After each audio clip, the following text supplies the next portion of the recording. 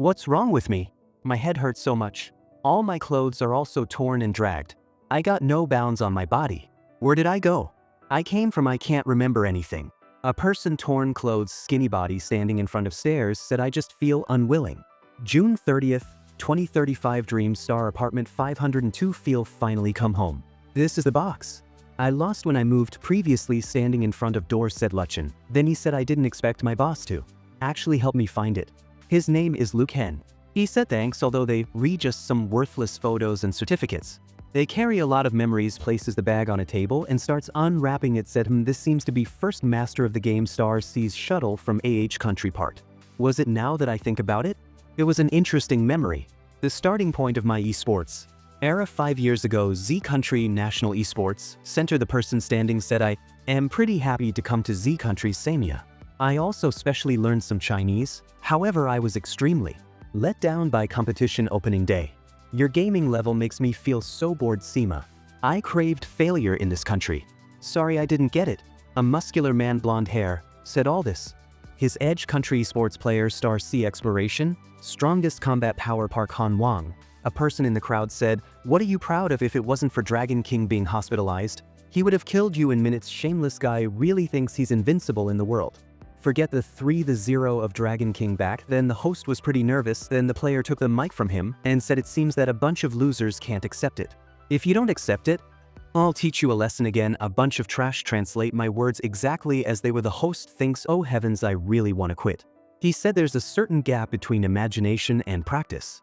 If everyone doesn't recognize part player's words, he's happy to accept the challenge from the audience. Hope to bring you a satisfying exchange. The audience went silent. A person fatty named Dan on phone he heard teach you a lesson again. A bunch of trash. He said damn it I knew that the translator didn't tell the truth. Park Han standing said old Lou go up and beat this arrogant guy. And I don't like Mac games. The person fatty said don't be afraid. How about this if you win I'll treat you a hot pot. The person sitting beside him said 2 meals. He said a deal. The person standing was listen. He stood up and moved towards the stage. The audience said look someone stepped out. A freshman from S University, Luke Hen wants to fight a girl said S University. Len seems like he heard it somewhere. Other guy said who is this guy? The third one said never seen him in the circle. The front romance said, freshman, isn't he a bit too young? Parhen standing said overstepping your brothers. Lou casually bearing headphones and said quick battle quick decision eat after the fight and said this player, Luke Hen comes from the famous S University for esports. Many of the leading figures in our country's esports industry are well-known alumni of S University. Gets on the desktop, gets ready to play the game. Host said we look forward to play. Luke Hen and player Park bringing us a wonderful game. The game is about to begin. The player Park Han Wang did not use E-level mech provided by the organizer preparation library. He directly chose the S-level mech. The player Lu Chen only chose an A-level mech from the preparation library. Overall situation is a bit unexpected. Other people sitting in the crowd said damn he isn't using the Mac from the preparation library and went with that S-level Mac. Really shameless. He truly is from the EXE. Doesn't even care about his face. The game started. Player Park triggered a flame pillar. Player Luke Hen levelly dodged opponent's killer move. Park was stretched, said impossible. Other players said oh my god after watching the flame pillar, he was able to counterattack in an instant. Where did this guy come from? Luke Hen destroyed the core of the S-level Mac with just one fire knife. Park lost the battle and said come again.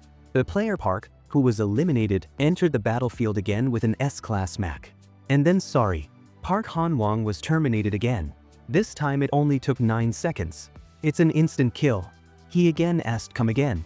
The player Park once again exploded into fireworks. He said come again. Come. Now Luke Hen stood up from his chair and said what come again? It's already the 5th game. See Sean will not treat me to hot pot later. The post said player Park Han Wang thinks your skills are proficient. You must be a veteran player, right? The audience said good job bro. Little watermelon keep going crazy. The host asked, but why have I never heard your name in the Mac circle? She said no. Today is my first time playing Mac. I just turned 18. I had access to the internet cafe since 2 months ago. I only understood the gameplay after watching the game yesterday. Park was traumatized after hearing this. Other players said little brother well done. Kid that's the first time and it was fantastic. New king. The new king of Mech Circle ascends the throne. Just turned it in. The future is definitely world #1. Hey handsome look over here, said screaming girls. Awesome. People taking pictures of him, shouting bro you, re-awesome. Just then the story comes to the present in Luchen's head. Since then I became an esports star. Later I heard from Sean that Park Han-wong retired shortly after returning to West Country because of his defeat. After becoming famous, I chose Spirit Pain, this popular game. I named myself Luken. I also officially embarked on the journey of dominating the Z Country sports circle. Wore unparalleled trophy with him. It was the first trophy I won in Spirit Pain. It was also the first time I fought the Candle Shadow Caves. The first war unparalleled final competition scene. The strength of the Hall of Fame player was truly amazing. Candle Shadow Chaos and Luken are facing each other. The current situation is even more difficult to resolve. Sword splashing. This is the warrior fight. No fancy moves, only collision of knives and swords, blood and flesh. Compared to the other professional competitions, the warriors competition is more blood boiling. They're fighting Crimson King's new flame. There it is. Candle Shadow Chaos just used the Crimson Dragon Flame Slash. The commentator with headphones shouted. Fighting with a girl, Luken easily parried with one move. Reverse Flow Galaxy. He said it's my turn now. Grab the sword and said I Shan Sword Dance. There it is. It's Luchen's highest difficulty infinite combo. I Shan Sword Dance 600. The combo count is still rising. Luken said Candle Shadow Chaos. How far do you believe I can beat your record? He said one dance as the sword rain collapses. The word 197 combos already broke Candle Shadow Chaos' highest record of 196 combo. The combo is still continuing. The limit has not been reached yet. Broken defense. Candle Shadow Chaos has no power to resist. Bai Shan Sword Dance, Stormy Combo 240. 250 combos. Our champion tonight is born. 250 combos break Candle Shadow Chaos blood bar limit, but not Luchen's. The dynasty is about to be established. Congratulations, Luken. Congratulations to the Ancient Sword Dream Soul Guild for claiming Spirit Pain's first warrior championship title. The scene shifts back to the present, and Luken exhales, staring at the engraved trophy. This seems to be the only time I officially fought against Candle Shadow Chaos. Who knew the organizers would actually carve Taishan's sword dance combo count onto the trophy itself? The War Unparalleled trophy had become the 250 combo trophy, a reminder of his record-breaking feat. For a long time, his teammates and fans teased him about it, but that number was etched in history. He had shattered records, claimed numerous first rankings, and at the peak of his career, had entered the Hall of Fame as its youngest member ever. His name dominated every gaming media headline, day after day. But fate is unpredictable. How spirited he had been back then, how untouchable, only to now stand embarrassed by his decline. If not for that accident, the hospital report had been blunt. Your recovery took only 6 months, but your brain's neural responses remain impaired. Under high-intensity mental activity, you will experience a 3-second delay in nerve response. It won't affect daily life, but in esports, it's a major setback. And it showed. His rank continued to plummet. Have you heard? Luchen's ranking dropped again. Yeah, he's down past the top 100 now, Hall of Fame member my ass. He's just a joke. 98th place. Mockery followed him like a shadow. A clown twirled a stick in his hand and laughed. Will the officials give me a Hall of Fame certificate too? Luken, unimpressed, turned his sharp gaze toward them. Instantly, unease settled over the mockers. Oh no, he's looking this way. So what if he's ranked 98? We're still ranked way lower than him, they muttered, avoiding eye contact. After the accident, I went from first master to a clown others mock. Frustration boiled beneath his skin, but snapping at them was useless. Pointless to waste anger on morons. He turned away, shaking his head as he walked past. The clown behind him waved mockingly. Fine, fine, you run fast. The guild's name flashed before his eyes, Ancient Sword Dream Soul. Or rather, what remained of it. Was the guild raided? Chaos reigned. Instead of the vibrant hub it once was, the place had become a wasteland, looted and abandoned. Boss, what happened here? The guild leader, exhausted, barely lifted her gaze. A few members panicked, afraid of being targeted. They quit in a frenzy, took everything they could.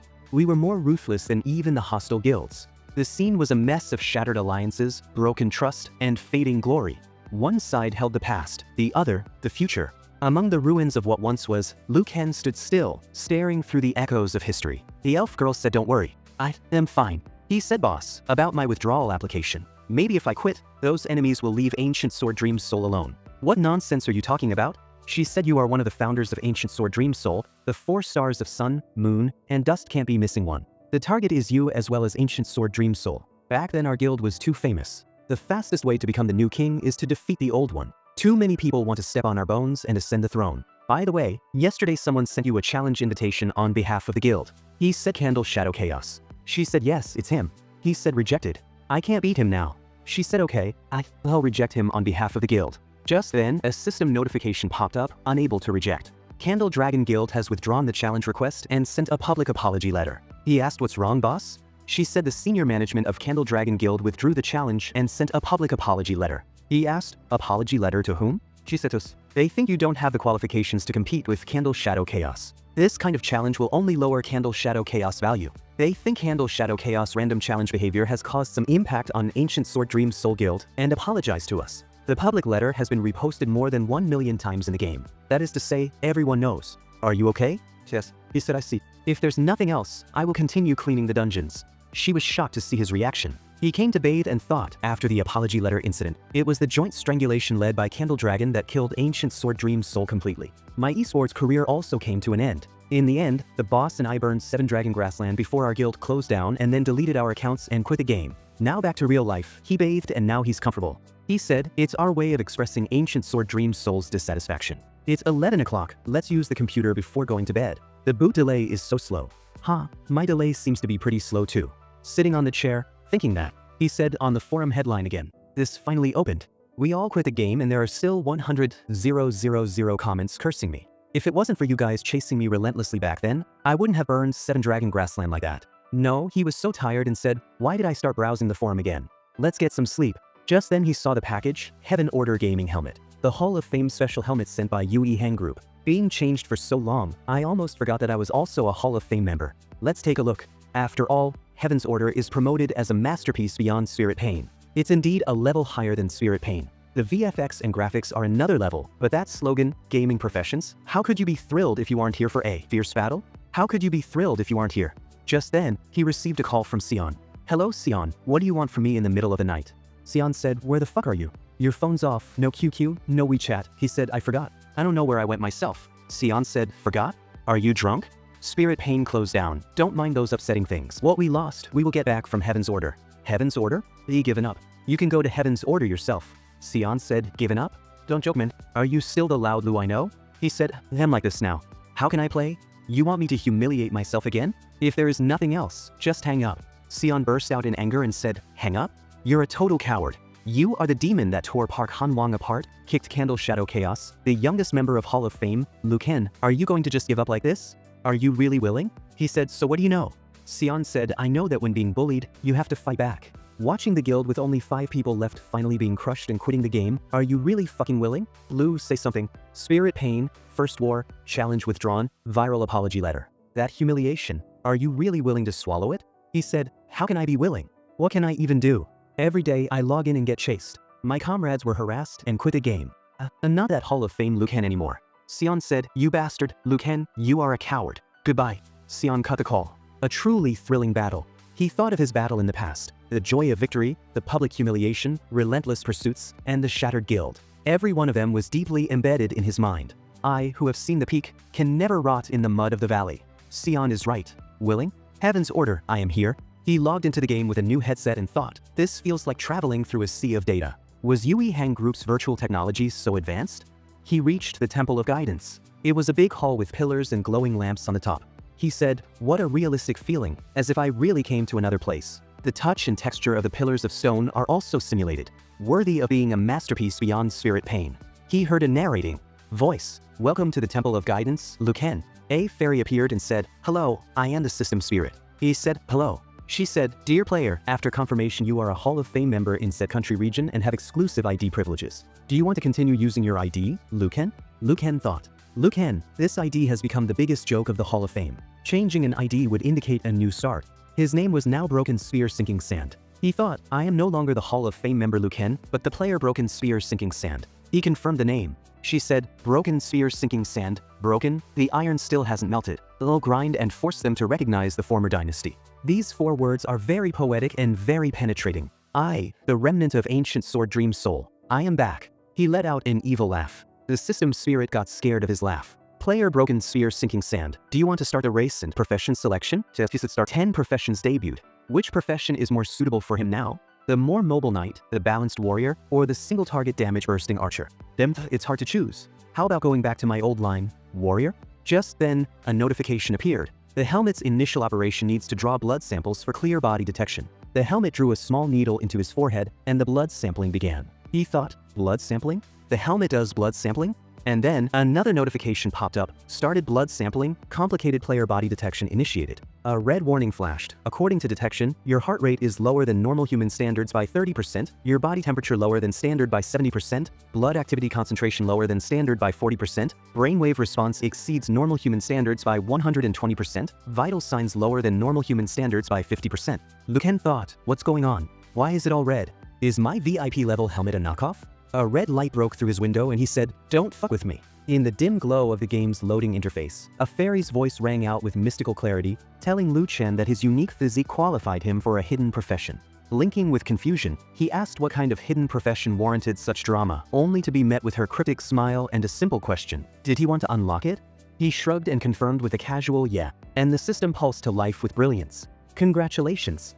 Hidden profession unlocked. Death Knight, the strongest warrior in hell, a descendant of the Asura clan, master of death's power, ruler of all night spirits. As the words unfolded, a Death Knight clad in dark armor emerged before Lon, who nodded in satisfaction and declared it perfect. A warrior class from a special race. Then came another system ping. The game was beginning, Broken Sphere was initializing, and Liu Chen had seconds to decide. With a murmured yes, the world shattered into pixels, and a chilling voice whispered, "Wake up, abandoned dead of Chaos Corp Ridge, Novice Village." A skeletal hand broke through the damp earth. Liu Chen blinked in disbelief. Why was his starting point buried in dirt? Looking down, he saw bare bones where flesh should have been. He muttered in horror, wasn't he supposed to be a Death Knight? This didn't match the cool image he had in mind. The system coldly clarified that the skeletal form was simply the appearance of the Death Knight. Fine, he thought, it's still a special class. Skeleton works, just feels hollow. No flesh or blood, so much for iron bones and hot blood. Now just bones. Then, out of nowhere, a voice called him Little Skeleton, and he jumped in fright. Behind him stood an undead mage, eyes glowing under a tattered hood. The figure said solemnly, "Chief of Chaos Corp Ridge, Novice Village. Awaken, Night Spirit. Take up your sword and begin your journey. Fight for the rule of Night Spirits with blood and courage." The system dinged again. He received a starter kit.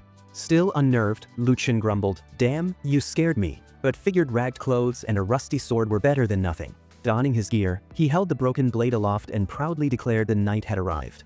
Surely his attributes had skyrocketed, but upon checking his panel, he nearly collapsed from disbelief. Level 0. Magic defense, 0. Reputation, 0. Before he could recover, the mage reappeared, apparently enjoying dramatic entrances. "Red Skeleton, do you seek power?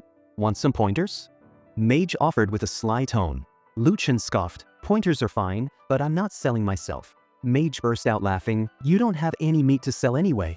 Then came a new task. Kill 20 big-eared rabbits and collect coarse leg hairs for a reward. Liu Chen muttered about the old man's bad jokes but accepted the mission. 20 rabbits should be easy, he thought.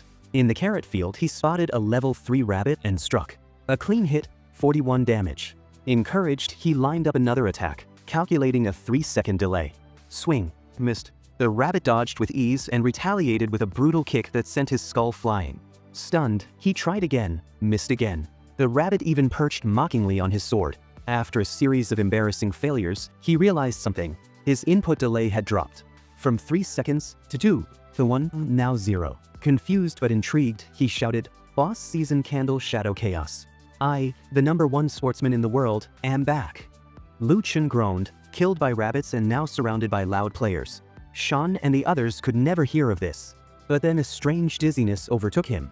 Sword in hand, he wondered, something tugging at his memory.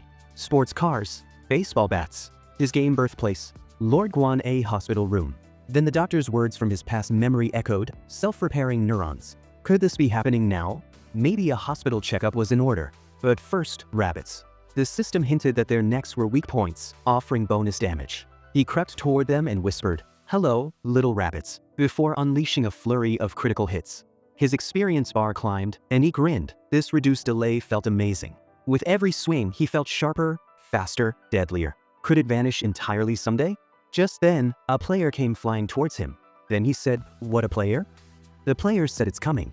A level 10 monster had a panicked player in its grip. Liu Chen's hollow eyes narrowed, skeletal fingers wrapping tightly around his blade. Let's raise some hell, he muttered, stepping forward into chaos. The rabbit monster, now in human-like form, was calmly chewing on a carrot. A system pop-up identified him as the king of big-eared rabbits, ruler of the carrot grassland, a temperamental, muscle-bound beast. The calm didn't last. Without warning, the rabbit hurled a man toward Liu Ken. Unfazed, Liu Ken raised the person he held as a shield, blocking the blow. His expression tightened. Today, he would avenge the chaos caused by this monster. Liu Ken had never faced a boss so early, especially after cutting his delay time. A strange excitement bubbled inside him as he gripped his sword. The rabbit wore brass knuckles, a close-range, fast-type fighter. Liu Ken quickly analyzed. Best tactic? Stay still, let the opponent strike, then dodge and find an opening. The rabbit lunged, but Liu Ken dodged and struck.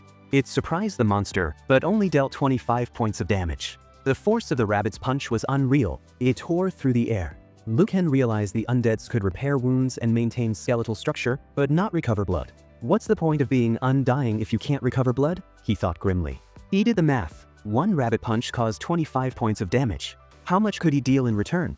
A critical hit landed only 8 points. This thing's fast, powerful, and tanky, he muttered. Going for the next seemed like a good move, until he found hidden armor under the rabbit's fur. If that punch landed on his front, he'd fracture for sure. Liu Chen's eyes scanned the broken tree nearby, split in half by the rabbit's raw strength. Blue's voice echoed in his mind. The weak points of the big-eared rabbit are all armored. It was the worst kind of boss. Strong, smart, and durable. Liu Ken couldn't afford a single mistake. Suddenly, the rabbit grew furious and yanked an entire tree out of the ground. Good, Liu Ken whispered. The rabbit hurled it toward him. Liu Ken slashed in response. Can't cut you? I'll cut the tree. But that wasn't the rabbit's real intention. It was just a setup. The rabbit attacked again. Liu Ken dodged and managed to strike to the eye, minus 20 points. That's when it clicked. The eyes were vulnerable. But he got distracted, and the rabbit struck back. 15 points gone, followed by a brutal rib shot that cost him 40 more. He flew into a tree trunk, groaning. Liu Ken climbed onto a branch. Little rabbit, I'm here. Like the gift I made for you? The tree below was filled with tangled vines. Get caught in that and you're stuck. Unless you destroy the whole thing, which you can't right now. He struck again, this time a clean shot to the rabbit's eye. Critical hit, minus 100. The rabbit entered a rage state. Attack up by 50%, but speed and defense down by the same amount.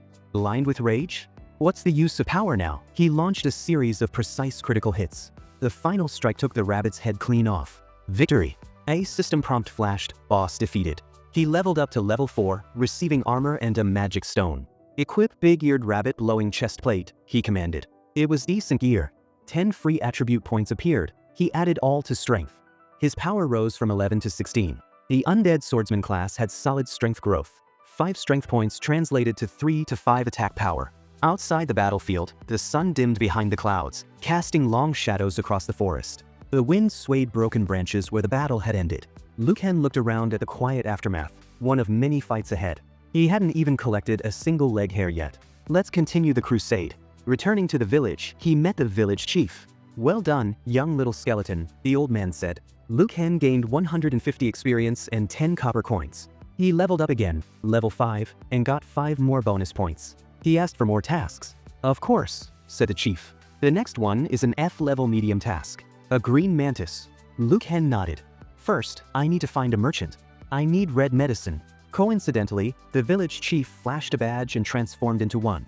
You too? Liu Ken asked. Nightlings are few. We value versatility, he replied. The chief saw the magic stone and offered 540 copper coins for it. Liu Ken blinked. 1 stone is worth this much? The task reward was only 10 coins. He smiled. Quantity can shine too. Got any red medicine? He asked. Guaranteed satisfaction, the chief replied. Each bottle cost 50 coins and restored 80 health points. Liu Ken bought 20. No discounts. He grumbled but paid. You're welcome again, little skeleton, the chief said with a grin. The next morning, in the quiet mist of the light forest, the Mad Dragon Guild stood tall. A board hung at the entrance, no trespassing for idlers. A skull was pinned on it. Liu Ken saw the warning and scoffed. I'm not even human. Why would I care? He walked forward, when suddenly, 2 people sprinted past him. One of them shouted, Big brother, they're chasing us. Liu Ken squinted. Those 2 brothers, how are they here? Liu Chen was ready to fight the boss as 2 people turned towards him. The first one exclaimed, There are night special spirits in front of us, and the Mad Dragon Guild behind. The heavens really want to destroy us. The other one asked, fear in his voice. Big brother, what should we do? Fight for it, the first one declared. Yes, let's fight, the other agreed.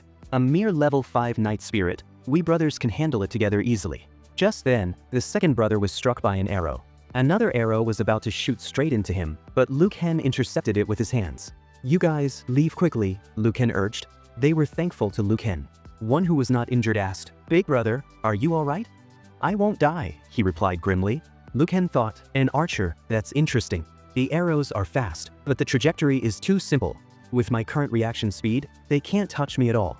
Liu Ken was now facing a level 7 archer. The archer was surprised. He actually dodged them all. Damn it, a level 5 trash skeleton pretending to be a savior. The archer used his ultimate skill, Clan Wind Burst, unleashing a strong arrow. But Liu Ken countered with his sword, splitting an arrow in two. Your ultimate skill is so weak, Liu Ken commented. The archer, astonished, said, come again.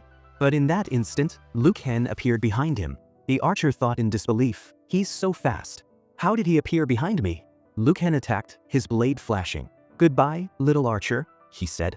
It was a critical hit, dealing 135 damage. Liu Ken noted, his attacks are still as fragile as ever. Just then, Liu Ken heard a commotion and thought, new players cannot create such a large commotion when battling. He then speculated, could it be that the Mad Dragon Guild cleared the field to surround the boss?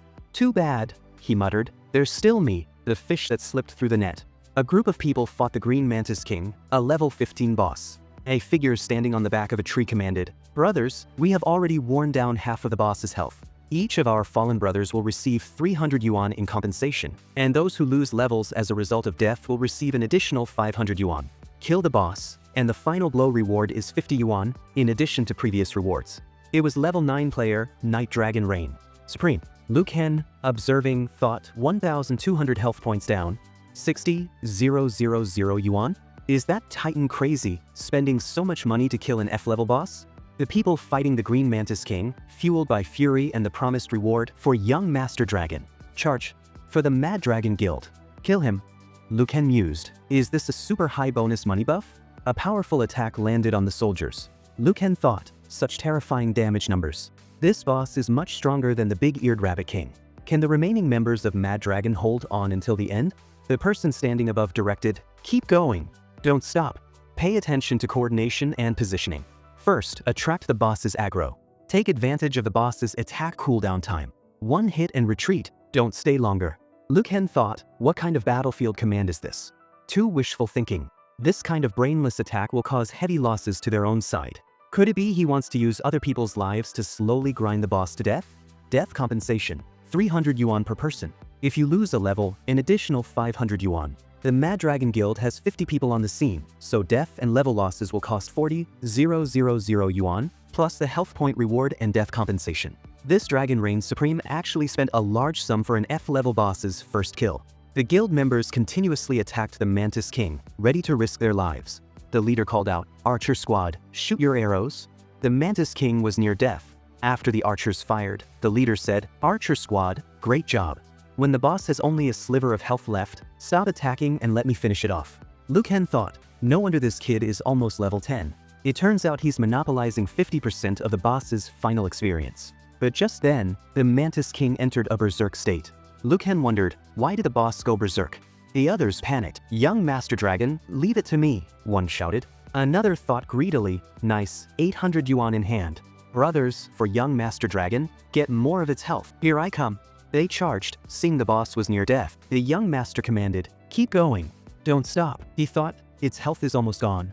Use your lives to create an opportunity for me. When the Mantis King had only 3 health points left, the young master, ready to strike the final blow, jumped from the tree and yelled, go to hell. But unexpectedly, Liu Ken appeared from nowhere, standing in front of the Green Mantis King. Who are you? Young master demanded. I am just an ordinary passerby, Liu Ken replied. I just happened to pass by here, and I am here to get justice for those players who were violently driven away by you. You sound so righteous, the young master sneered. Yes, but you only showed up now. Your purpose is still to snatch the boss's first kill. I am only here to purify the game environment, Liu Ken said, thinking, and collect some boss loot as compensation. Just then, the Mantis King attacked. How dare you touch my things, the young master yelled. Go to hell, fish that slipped through the net. Liu Ken saw the Mantis King's attack, stopping it with his bare hands. It was a pincer attack. He then drew his sword and swiftly killed the young master. The young master, dying, sputtered, "Struggle will only speed up your death." He was cut off. Liu Ken said calmly, "Practice your skills more, young master. Money isn't the only way." As the young master's game character was being deleted, his last words were, "How dare you steal my things? I wonder how many lives you have." Liu Ken thought, "That grandson will definitely bring people to block me after he revives. I have to hurry up." He then focused on the Green Mantis King. "Don't worry," he muttered, "I'll be with you soon." The Green Mantis King was now in a weakened state, its stats decreased. With a single, precise blow, Liu Ken killed it. There was a world announcement. Spear sinking sand, that is Liu Ken, has achieved the first kill of the Green Mantis King. Just then a warning popped up on his system. His life index was below the minimum limit. You will be forced offline. The system will automatically save the experience and equipment you obtained after killing the boss. The scene shifts to the real world. Liu Ken, removing his VR headset, looked at it, puzzled. Why was I suddenly forced offline after killing the boss? What did that warning mean? He then heard a knock on the door. Who is knocking at this hour? He opened the door to find Shirsan. "Why are you here?" Liu Ken asked. "Of course, I am worried about you," Shirsan replied. "You didn't reply to my messages or answer my calls." He then looked closely at Liu Chen's face and shouted in terror, "You, looking like a zombie." Liu Ken heard Shirsan's alarmed question, "A zombie? Where did that come from?" Shirsan quickly showed him his phone, displaying the camera feed. Liu Ken looked into it, his voice filled with fear. "Where did these spots come from?" "What are these?" Shirsan replied. "These are corpse spots, the kind only corpses have." And the spots were expanding and changing at a visible speed. "Don't joke around at 2 in the morning, Liu Ken pleaded, trying to dismiss it. "This is just some kind of skin allergy, right?" Shirsan insisted. "If you don't believe me, I can take you to my dad's hospital to check it out. It's exactly the same as what was recorded in my family's forensic data." Liu Chen's head began to throb. "How could I possibly have this kind of thing? My head hurts so much." Shirsan's expression tightened with worry. "Hang in there, Liu Ken. I'll take you to the hospital right away." The scene shifted to the hospital emergency room. Dr. Du Zongjing, Shirsan's father, examined Liu Ken. He confirmed grimly, "It really is corpse spots." Shirsan asked, "Dad, how is the situation?" Dr. Du shook his head. "It's hard to say for now. Let's go for a blood test first. I'll arrange a PET CT scan." Liu Ken thought, too weird. There's actually such a thing. He then asked, "Uncle Du, how are the blood test results?" Dr. Du sighed. "The conclusion isn't easy to say. This is a disease that has never been seen before. There's a giant virus in your body that goes beyond biological logic." Liu Chen's mind raced. Giant virus? Could it be that I am infected with the zombie virus?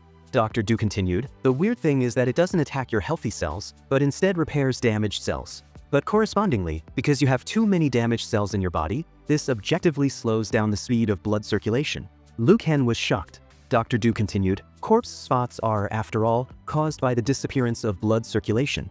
Your current situation is because the blood flow speed is slow, causing some blood to accumulate on the surface of the skin. And your current blood circulation speed is gradually slowing down. Once the body stops circulating blood, you are very likely." Liu Ken finished the thought for him. "Will die from the disappearance of blood circulation." "Don't be discouraged," Dr. Du quickly added. "Now that medical technology is so advanced, there must be a way." The PET CT was ready. "Let's check if the virus has any other effects on your body." "Thank you, Uncle Du," Liu Ken said. "Don't be polite with me," Dr. Du replied, but then his expression turned serious. "But, Liu Ken, have you experienced anything strange these days?" "Strange things?" Liu Ken pondered. "No, nothing really." Dr. Du pressed. "Nothing," Liu Ken confirmed. In the CT room, Shirsan asked his dad, "Dad, do you suspect that Liu Ken is hiding something?" Dr. Du replied, "I just want to confirm. He may really not remember what happened to his body. This is a protective mechanism of the brain." Shirsan's eyes widened. "You mean Liu Ken has post-traumatic stress disorder, forcing himself to forget some things?" "That's right, Shirsan," Dr. Du confirmed. "You read some medical books at home. Judging from his blood circulation and its speed, he should have suffered a heavy blow before and may even have died once. The situation is not optimistic now. Let's inform his family as soon as possible." "How could it be?" Shirsan whispered, heartbroken. Inside the CT machine, Liu Ken felt a strange warmth spread through him. Dr. Du said, "I'll go get the film. You can take Liu Ken to the MRI room. I'll be there soon." Shirsan led Liu Ken to the MRI room. As he opened the door, he screamed. Dr. Du, rushing over, scolded him. "What are you screaming about in the hospital in the middle of the night?" "Dad, look!" Shirsan exclaimed, pointing. The corpse spots are all gone. Dr. Du was utterly surprised. How's that possible? He asked Luken, how did you feel? Luken answered that he had felt warm when he was doing the CT scan, but then he hadn't felt any discomfort at all. Dr. Du stared straight into his eyes. This is too outrageous. Face normal, pupils normal. Just by irradiating X-rays, the corpse spots had all disappeared. He was visibly frightened. Hurry up and get the blood drawing equipment over here. No, let's go to the laboratory. Calm down, Uncle Du, Luken urged. 3 hours later, Luken was sitting with Shirsan. He sighed. I feel like your dad wanted to cut me into pieces and do human research. Shirsan laughed. I didn't expect my dad to actually draw 800 cubic centimeters of your blood for experiments. Now it's confirmed that X-rays have an inhibiting effect on the virus. Shirsan continued. As long as we test out the most suitable X-ray wavelength for directional irradiation, you will definitely recover. Now it's 6 in the morning. You rest first. We'll go buy some breakfast. Shirsan left and Luken, thanking him, thought, I had suffered a heavy blow. Why don't I have any impression? Just then, Shirsan called out, Luken. At the community gate, a beauty in a sports car is arguing with the security guard. The beauty has a bandage wrapped around her head, and she looks like she's in a hurry to catch a mistress. Do you want to go downstairs and watch the excitement? Luken asked if he had taken a picture. I did, Shirsan confirmed, showing him the picture. She's pretty, but the security guard doesn't seem to trust her. After seeing the girl, a lost fragment of Luchen's memory shattered its chains. He remembered everything that night. After his first date with that person, he had died. How does this revision feel to you? Do you have another section ready, or would you like to discuss this part further? No, what's wrong with you, Luken? Shirsan asked, his voice filled with concern. Luken explained, that woman is Yi He, the boss of Ancient Sword Guild's Dream Soul. Shirsan was shocked. She's your boss. Just then, a knock sounded at the door. A voice called out, Luchen, it's Yi He. Luken muttered, wow, you found me so fast. Shirsan, still confused, said, why do I feel like you re not here for good? What did you do last night? Forget it, since you know each other. We'll open the door and you can talk face to face. Here they come. Just then, Luken urgently shouted, Shirsan, wait. Don't open the door. I have something to tell you. But it was too late. The voice from outside, clearly Yi He's, declared, Luchen, I know you re inside. She opened the door herself. Shirsan, rubbing his eyes, grumbled, it's so early. Can't you let people sleep? He then said, move now. Turning to Yi He, he asked, Beauty, do you need something? Yi He's eyes scanned the room. Luken, where is he? I just heard his voice. Shirsan feigned ignorance. I don't know any Luken. You must have come to the wrong place. Impossible. He must be here, Yi He insisted, stepping further inside. You re-trespassing on private property. Shirsan warned. Luken, I know you pre there. Why are you avoiding me? I am really worried about you. Yi He called out, walking directly towards Luchen's bedroom door. Luken thought, Boss Yi He. Shirsan, didn't I tell you to fool her away? How did she get into the bedroom? I am done for. Just then, Shirsan shouted, Luken is already dead. Yi He froze, stopping abruptly. Impossible, she gasped. Shirsan, relieved, thought it stopped. That was close. Yi He's voice trembled. Impossible. Luken can't be dead. You must be lying to me. It's true, Shirsan insisted. If you don't believe me, you can go to the 4th hospital and check the death report. Yi He shouted, liar. Luken, you're a big liar. And ran out of the house, her voice echoing down the street. Aftermath and confession. Shirsan immediately called his dad. Hey, Dad, help me out. He quickly explained the situation. Then, hanging up, he opened Luchen's bedroom door. Luken, she's gone. Was this really the right thing to do?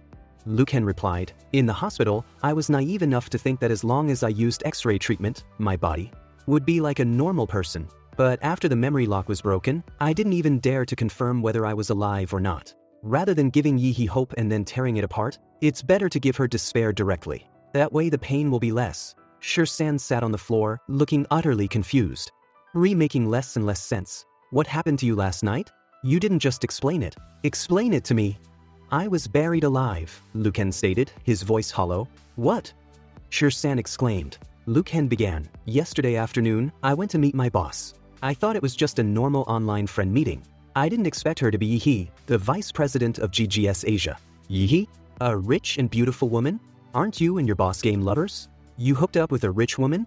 Shirsan asked, raising an eyebrow. Luken clarified, the boss turned my game equipment into a large sum of money and invited me to join her new studio. She even expressed her feelings for me, but I rejected them all.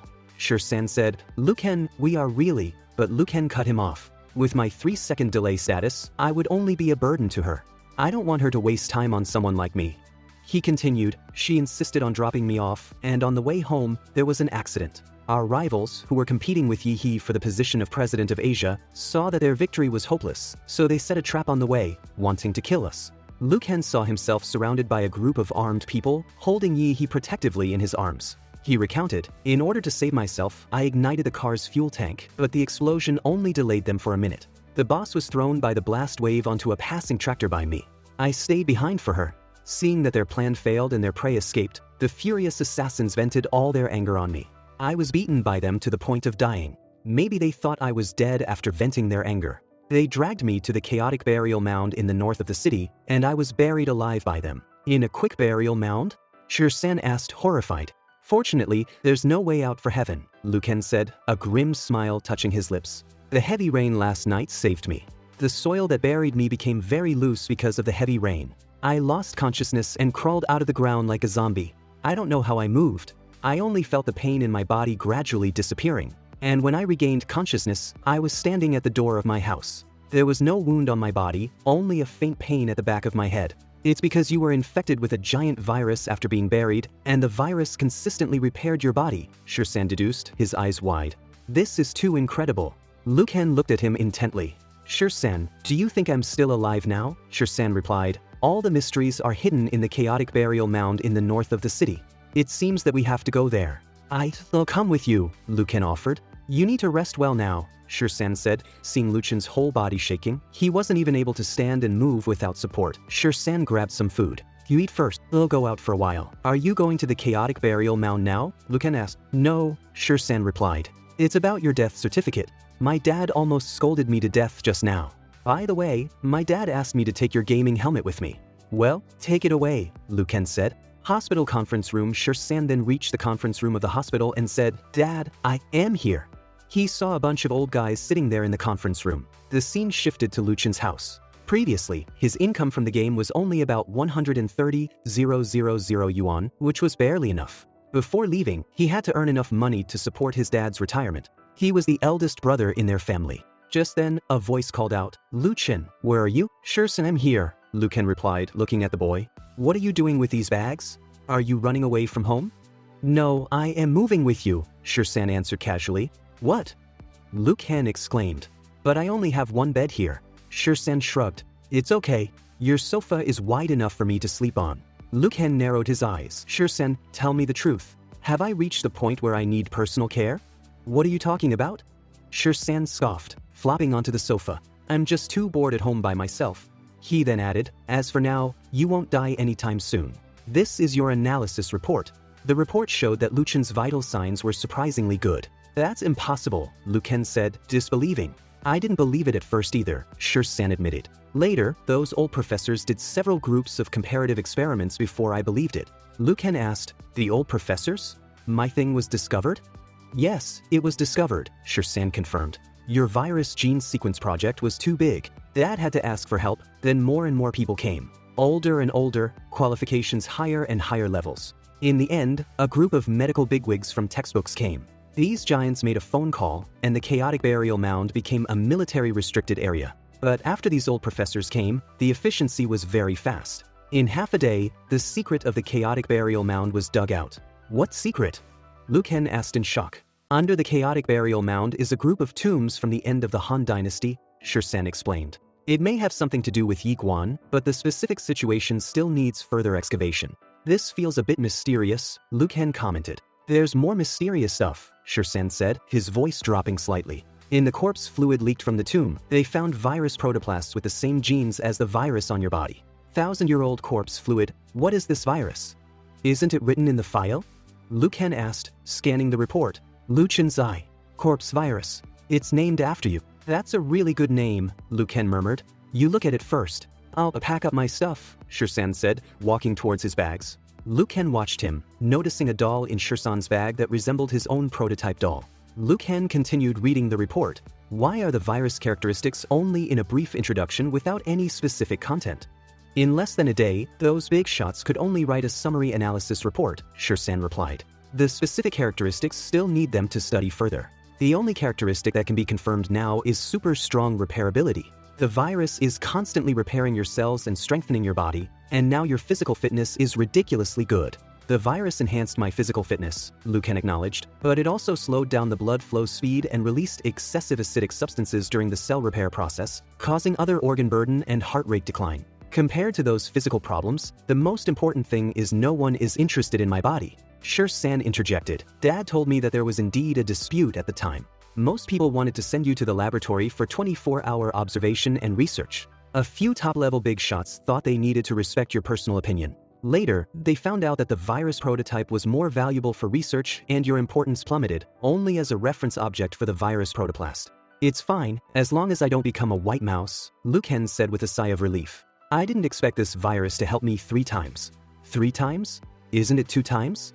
San questioned. Repairing cells made me come back to life, Liu Ken explained. The virus protoplast made me avoid becoming a white mouse. And finally, my brain delay dropped to 0. 9 seconds. Really? San said in shock, dropping his bags. Yes, really, Liu Ken confirmed. Quick, give the game helmet to Liu Ken. San exclaimed excitedly. Quick, take me into the game and let me feel it too. By the way, this thing can repair cells, then it must be able to repair your brain nerves. How come I didn't think of this simple logic? It's also a good time to test the X-ray system that Dad and others installed. See if it works. X-ray system? What's that? Liu Ken asked. Simply put on your helmet, San answered. Now your helmet can release an X-ray spectrum that has an inhibitory effect on the virus, so you don't have to go to the hospital every day for the X-ray inhibition treatment. Isn't that great? That's better, Liu Ken conceded. At least I don't have to go to the hospital every day and can treat myself at home now. He then noticed something else. Besides the helmet, there's also this thing. Liu Ken looked at the bracelet. What's this? He wore it on his hand. Live detection bracelet, San explained. It can detect your vital sign data and transmit it to the hospital in real time for data reference. But you still have to do a full body check once a week as a detailed data reference. Detection bracelet, Liu Ken repeated, then pointed. San, what's this red line? Red line? San asked in shock. Just then, the bracelet emitted a red light, and some patterns became visible on it. What's that? San wondered aloud. The scene shifted to a van parked outside Liu Chen's house. Inside, San's dad was adjusting something on a bracelet. Okay, he announced. Is that okay? Liu Ken asked, concerned. The red line and electric shock won't suddenly appear again, right? San's dad shot a look at San. No. If someone hadn't forgotten the basic principle of debugging first before wearing it, this kind of accident wouldn't have happened at all. He turned to Liu Ken. Uncle, San has worked hard today too. It's inevitable that he forgot. This brat, San's dad muttered affectionately. I guess he forgot how to use the bracelet. Let me explain it in detail. This bracelet can monitor your vital signs in real time. The black line is the normal state. If the bracelet shows a red line, it means your heart has a problem, and the bracelet will automatically discharge and do CPR for you. A blue line means a lung problem. The bracelet will automatically inject adrenaline. A green line means a spleen problem. Your vital signs are different from normal people because of the virus. San didn't debug the parameters before he dared to put it on you. No wonder as soon as the red line appeared, the bracelet started to discharge, Liu Ken realized. San's dad continued, don't panic when the lines appear. If you are in the city, will be there in half an hour. If you want to leave the city, you need to report to us in advance. This is also for your safety. I hope you can understand. Liu Ken thought, my travel range is limited to within the city. This should be the biggest concession they made. He then stepped out of the van. Uncle, take care. Contact me immediately if anything happens, Dr. Du replied. San sighed dramatically. Oh my god, he finally left. Liu Ken chuckled. Uncle also helped me debug the X-ray system. Test it. He then asked San, by the way, Liu Ken, is your game ID still the same? I'll add you online later. Liu Ken said, I changed mine. What about yours? They both agreed to tell each other their ID names together. Broken Hailbird, Sinking Sand, Liu Ken announced. Peerless Master, San stated simultaneously. They both looked at each other with surprise. Liu Ken, holding his gaming helmet, went inside. Good name, San. Am I not worthy? San yelled playfully after him. Worthy? Hurry up and install the mainframe. I am waiting for you to fly with me online, Peerless Master. Liu Ken shouted back, closing the door. A slipper came flying through the air. It was San, who threw it yelling, Go to hell, Liu Ken. Inside his room, Liu Ken smiled. Wait for me, San. I, Liu Ken, will make you a true Peerless Master. I already wasted a lot of time. I wonder what rank I am now.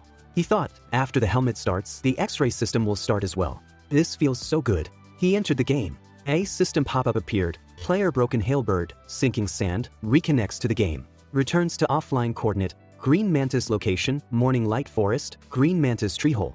He saw that he had obtained a jungle green blade in the Morning Light Forest Green Mantis treehole. Liu Ken thought, how did I get into the Green Mantis lair? It seems that the offline coordinate should be anchored to the green blade's coordinate. Let's try out this sword's power. He attacked the tree. The attack went out of the hole, and other green mantises present there noticed. There was a huge army of green mantises. They marched towards Liu Ken. Unaware of the approaching horde, Liu Ken commented, "Blackstone weapons are really sharp." He landed a light hit that pierced through the giant tree. Standing outside the tree, he saw the green mantises. Let's see what effect it has on monsters, he mused. The mantises were mostly level 7 and 8. Just in time, he said, attacking. Each hit was a critical hit. He thought, critical hit over 400. Worthy of a Blackstone weapon. A mantis was ready to sneak attack. Liu Ken punched it, saying, "Wanna sneak attack on me? You re not qualified." He pointed his sword towards the approaching mantises. "I am in a hurry, so you guys come together." In shock, he then exclaimed, "My god, they really came together." Within just a few strikes, he cleared them all. Then died together as well. The battle ended there. He cleaned the sword with a cloth and thought, still so handsome, but compared to before, it's still a little bit worse. Just then, he heard a sound, Broken Hailbird, Sinking Sand. It was his game name. Liu Ken thought, who's calling me? It was an undead judge. The undead judge was a powerful entity from purgatory who came to the world through a contract. Its strength was unknown. Liu Ken thought, this time, they won't be looking for trouble with me, right? The system identified Liu Ken as a player. The trial was starting. Liu Ken wondered, what were they going to do? Just then, he obtained a scroll in his hand and realized it was a bounty for 250 gold points. A world announcement followed. Player Dragon Reign Supreme issued a bounty on player Broken Halberd Sinking Sand, 250 gold coins. Liu Ken thought, 250 gold coins? 1 gold coin is about 100 yuan. Killing him once is 25,000 yuan. This is trying to use money to drive me out of the game. He shouted in anger, Dragon Reign Supreme, you wait for me. Let's see who quits the game first. A system panel displayed a message. Congratulations, player, for completing the Green Mantis task. He had now reached level 10 and obtained the qualification to change his class. He was very happy that he could finally change his class. Just then, he received a friend request from Peerless Master. He thought, Shirsan is online. He accepted the friend request. Liu Ken, what's going on? How did you get a bounty again? Shirsan asked immediately. I met a rich idiot, Liu Ken explained simply. Liu Ken, you haven't changed class yet, have you? Shirsan questioned. No, why? Liu Ken asked. No wonder, Shirsan said. A group of players who have completed their class change think you are a weakling and are ready to kill you. They coming so soon? Liu Ken reacted. Look at the public chat channel, Shirsan instructed. After seeing the new chat channel, Liu Ken thought, these bastards really think I am a weakling. Shirsan added, this group of people seems to be teaming up to chase you down. What do you want to do, Liu Ken? Who in this world knows how to chase better than me? Liu Ken scoffed. Don't forget how I survived the last year of secret pain. Yeah, Shirsan recalled. Last year, when you came online, people were waiting for you. How did you hold on? Liu Ken explained how he had survived. He spread false news, pretended to be a corpse, disguised himself as a wild monster, used a small account to infiltrate the enemy camp, and even stayed in the boss lair for half a month. Shirsan was shocked. Ruthless. Liu Ken said, that year, I was forced to become a master of escape. It was all tears of bitterness, but now. Liu Chen's voice hardened. Let me show you how the master of escape plays with them. He sent a screenshot of him killing the green mantises to Shirsan and asked Shirsan to immediately spread that screenshot, claiming Liu Ken was killing monsters in the Morning Light Forest. Liu Ken, you want to lure these people to the Morning Light Forest? Shirsan realized. That's right, Liu Ken answered. False information can make them swarm in. I'll take the opportunity to change class. Shirsan was surprised. Amazing, Liu Ken. Liu Ken placed leaves on his head and commented, this is just the basic operation for the Master of Escape. In order to avoid being discovered on the way, I also need to use camouflage. I'll go ahead first. He then covered his whole body with grass, blending in with the ground. Weaklings, accept this master's play, he muttered. In the world chat, the screenshot was spread by Shirsan. A person seeing the chat asked his brother. Big brother Black Tiger sent a message. What message? Broken Halberd is in the Morning Light Forest, he replied. Are you coming? Of course, his brother said. That's 25,000 yuan. Liu Ken, now hiding as a rock, thought they finally left. He got up, still wearing a rock on his body, with 2 holes in front for him to see. Running, he thought, after this wasteland, it should be the iceberg peak that the village chief spoke of. He recalled the past when the village chief had said, there's an iceberg peak 10 miles outside the city of Ice City. At the iceberg peak, you can find the undead swordsman Sen. With my personal introduction letter, Sen will take you as an apprentice. In the present, Liu Ken thought, to the iceberg peak, I can change class. That's the territory of the Night Spirit camp. Players from the human camp will be automatically marked as hostile by the Night Spirits in pieces, but my intuition tells me the iceberg peak has the only Night Spirit class change place. Dragon Reign Supreme must have sent troops to guard it, but changing class is something I must do. No one can stop me. He was just a canyon away from iceberg peak. He thought, let's see how many enemies are outside the iceberg peak. Standing on a rock, he decided, if there aren't many people, I'll just kill them as soon as possible by going straight and hard. If there are lots of people, I'll feign a move to the east and enter the iceberg peak secretly. Just then, he saw the iceberg peak. Level 12. Archer was saying, everything is normal ahead. A person standing on the other side said, got it, keep scouting. It was a level 15 Night Spirit, Dragon Little Sky King. Dragon Little Sky King thought, did we really need 4 of us to deal with a guy who hasn't even changed his class? Another person, a level 13 Boy Year Triangle Love Dragon setting, thought, isn't Dragon Reign too cautious? The 4th member was a level 14 Shield Warrior, Mount High. Just then, the archer shouted, all alert. The others responded, after waiting for so long, he's finally here. Liu Ken thought, only 4 people? Let's just find the right opportunity and kill them in one go. He walked towards them with no fear. The other party yelled, die, broken halberd. The wind howled through the trees as Liu Ken narrowed his eyes toward the distant threat. He could sense danger. There's only an archer about this distance who can hurt me, he thought. First, let's find a way to get closer. His skeletal body moved steadily, calculated and silent. He called out, trying a diplomatic approach. As soon as we met, you aim to kill. Is there any way we can sit down and talk? But the man in front, gripping a long spear, scoffed at the idea. Sit down and talk? Don't joke with me. When you stole the boss kill from the Mad Dragon Guild and killed our guild leader, why didn't you think about sitting down and talking first? Now you're scared? Lon smirked, shrugging as if the situation wasn't deadly serious. You Mad Dragon Guild guys are rich and powerful. I'm just a skeleton who admits defeat without losing face. It's just that, if the brothers here can give me a break, I'll just fly like a fart from here. His thoughts raced as he counted down the distance. 10 meters, only 8 meters left to enter my attack range. But the spearman wasn't buying it. You want us to let you go to Iceberg Peak and let you change a job? We're not that stupid. Young Master Dragon has already killed the broken spear without mercy. But, considering how good your attitude is, I might consider killing your whole lane once. After all, guarding your corpse at the resurrection point and killing you to level 0 isn't really my style. From behind, an archer spoke up. Big brother, it's not easy for us to level up. Bye, brother, Liu Chen said calmly, ignoring the tension in the air as he kept advancing. 5 meters, he thought. The spearman pressed on. You offended our dragon guild and still want to get away with it? Liu Ken shrugged, his sarcasm sharp. It seems I really offended the wrong people. The guild member continued with pride. You were able to escape the chase of the whole network and safely reach here. That proves you've got some skills. But compared to us, who have already changed jobs, you're still not qualified. Our Mad Dragon Guild is full of hidden talents. Even I rank only 10th in the whole guild. One day, our guild will rival the Candle Shadow Chaos Guild. From the moment you offended Master Dragon, your gaming career was over. That last line sparked a flicker of rage in Liu Chen. You guys want to compete with Candle Shadow Chaos? You're really ignorant and fearless. The spearman sneered. You dare mock our dragon guild? Do you want to die so badly? The boring conversation ends here. Do you know? The more they talk, the more miserable they die.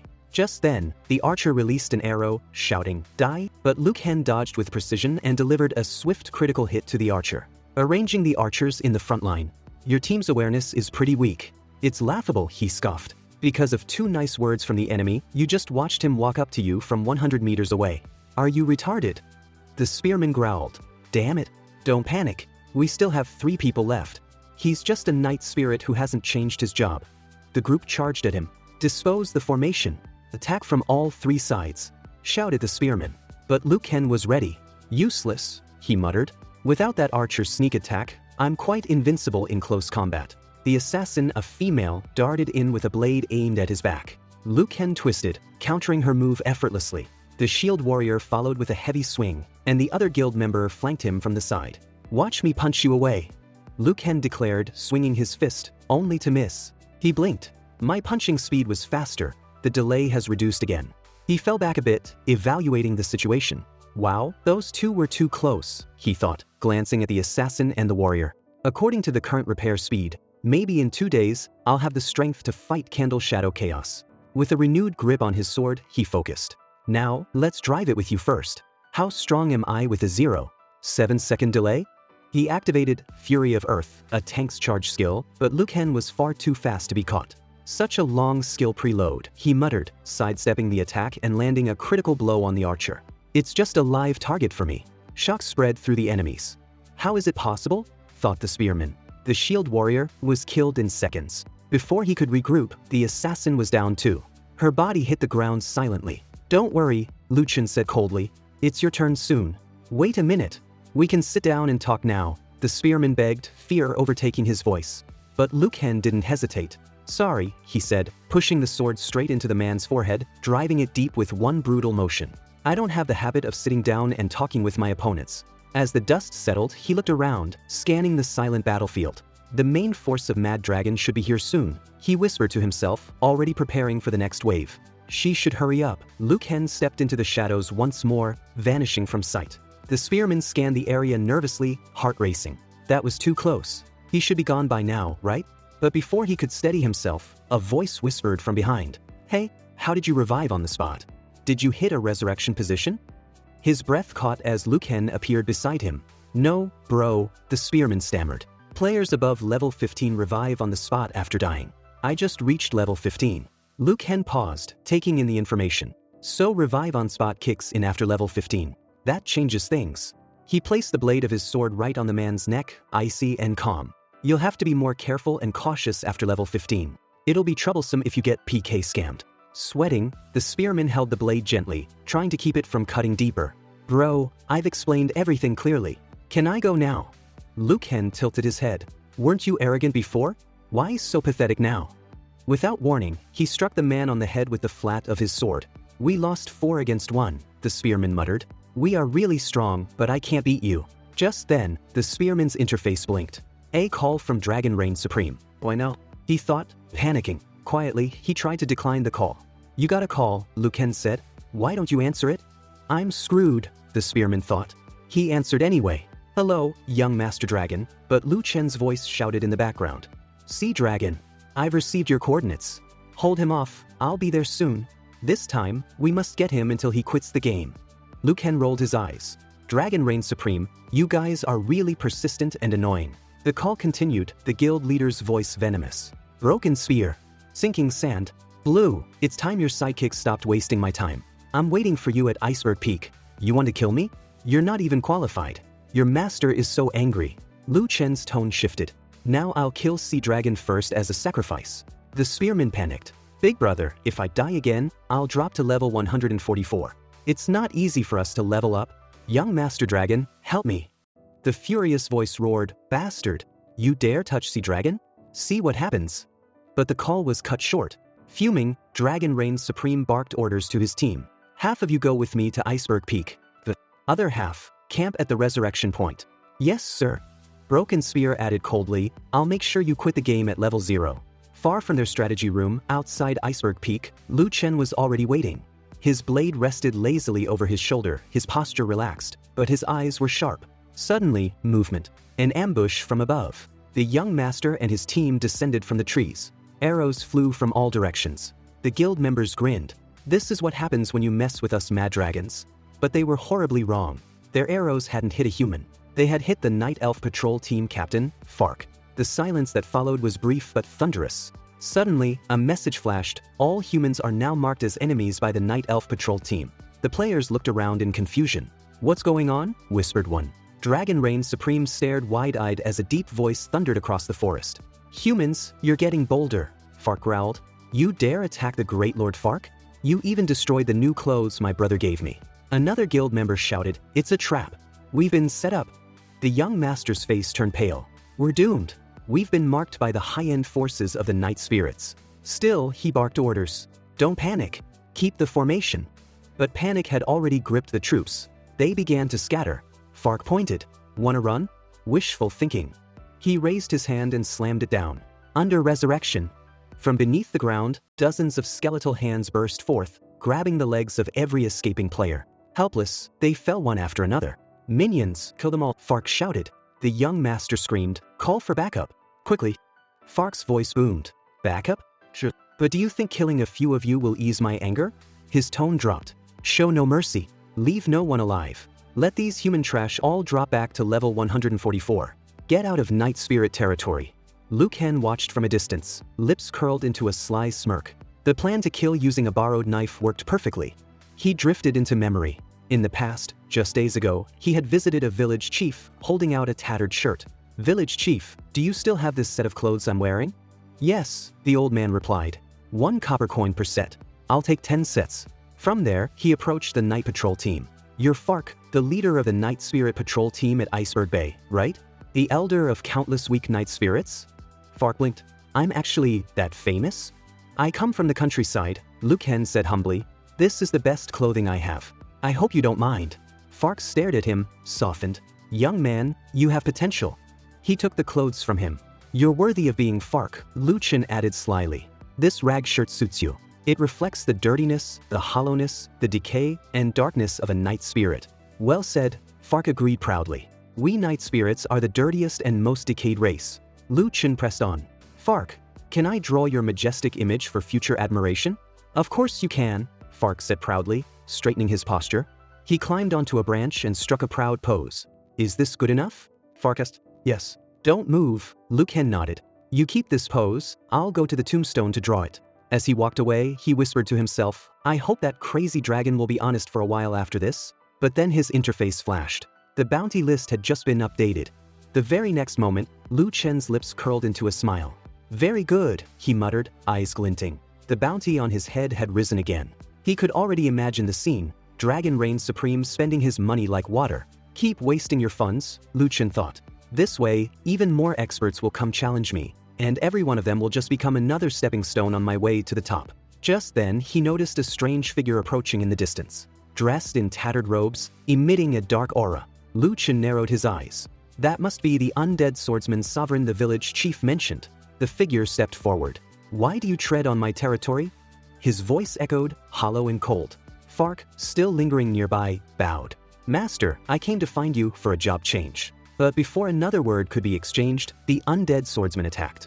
His blade slashed through the air, deadly direct. Die! Liu Kang's body froze. I can't dodge that.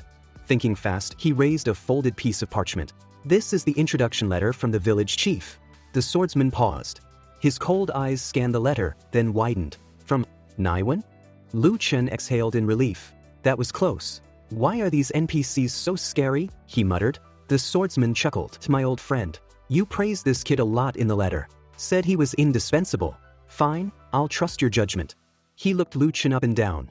From this moment on, I take you as my disciple. But remember, as an undead swordsman, you must embrace the most filthy body and the most filthy mind. Liu Kang nodded. Yes, master. I remember. Very good, the swordsman said. Before your job change, I need to simulate your talent, an exclusive one. He began casting an incantation. Strange symbols shimmered in the air.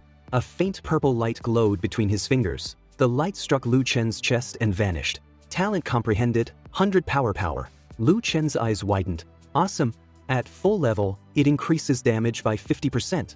This is insane. The swordsman nodded approvingly. KDR potential very good.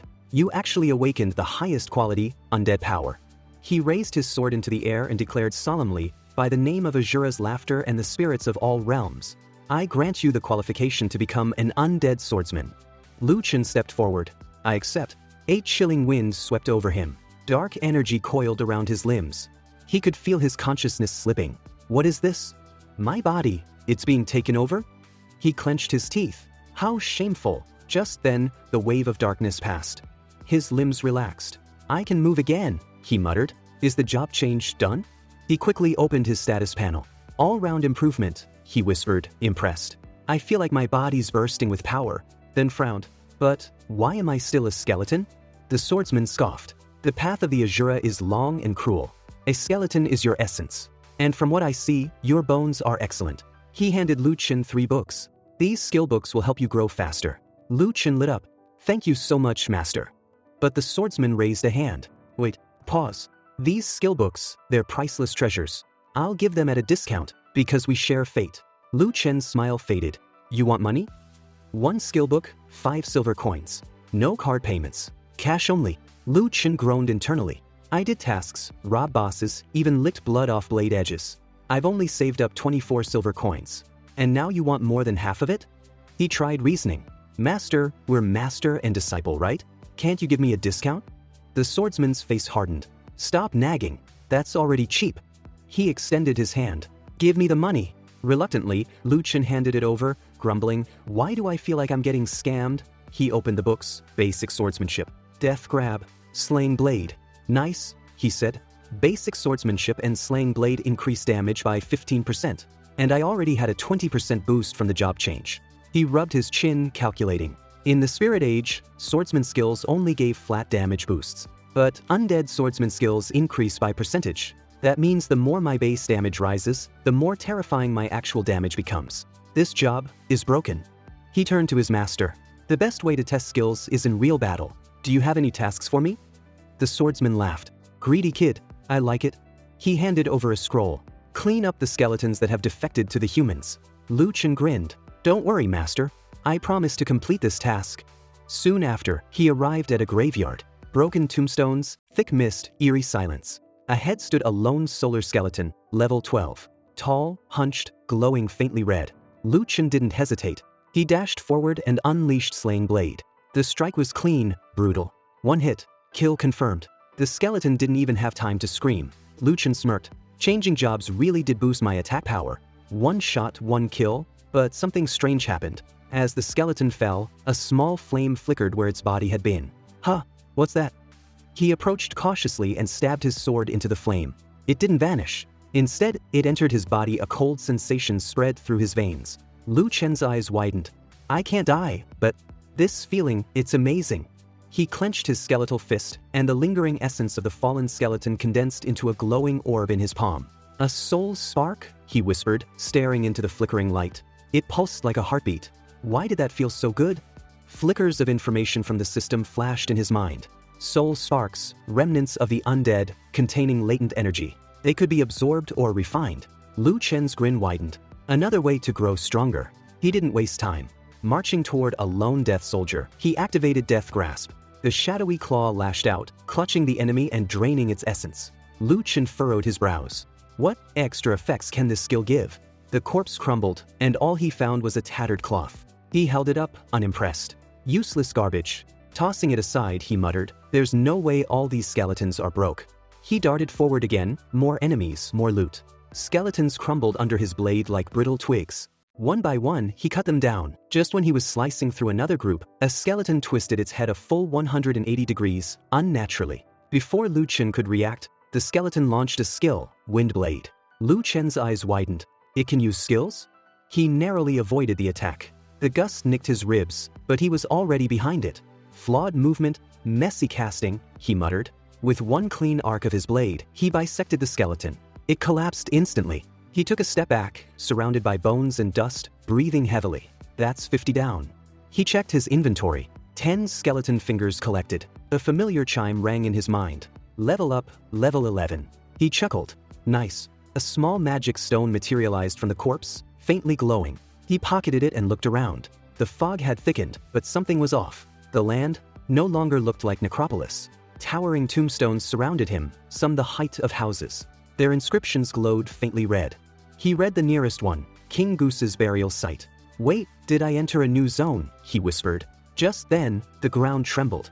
A massive skeleton, draped in ruined armor and wearing a crooked crown, rose from behind a tombstone.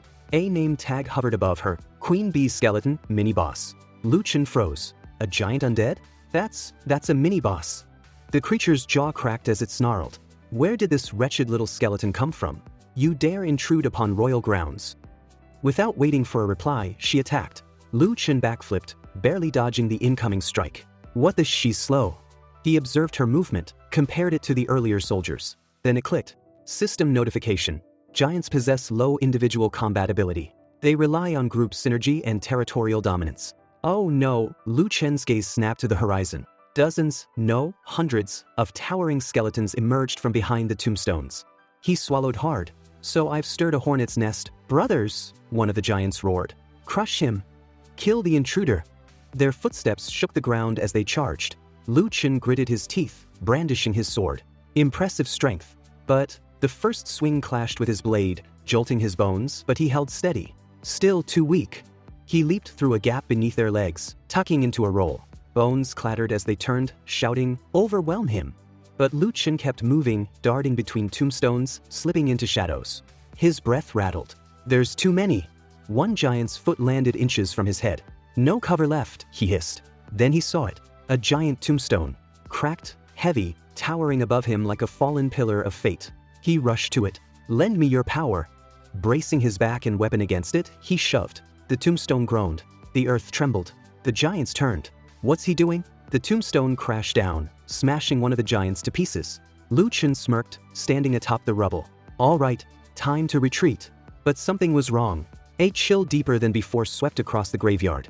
The remaining giants all froze and knelt. From the shadows, a regal figure emerged, robes of dark mist, a towering bone crown upon her head. Her presence alone warped the air. She slowly bent down, and with one hand, lifted the shattered tombstone off the crushed giant's remains. Lu Chen's jaw dropped. That's the boss. Her empty eye sockets burned with blue flame. She glared at him. By what audacity does a mere vagrant dare harm my subjects? She pointed, her voice shaking the graveyard. Apprehend him. And then she hissed, a command heavy with spite and power. Perish, you insignificant vermin. Lu Chen's heart, if he had one, would have stopped. She was overpowering him. That much was obvious. System alert, unknown level, estimated 20+ levels above you. Shit, he whispered. Surrounded by Wingu skeletons, cut off from the edge of the zone, and now this boss. What do you mean escape? He swung his execution blade desperately. Sparks flew, his strike barely scratched their bone armor. They're too strong, he muttered, dodging an incoming blow. The skeletal queen's voice echoed through the burial ground. Accept your fate, vermin. An aura of dread surged as she slowly sank back into the massive tombstone. Lu Chen backed away, eyes locked on her. Terrifying power, but wait, he glanced at the direction she disappeared to. That tombstone.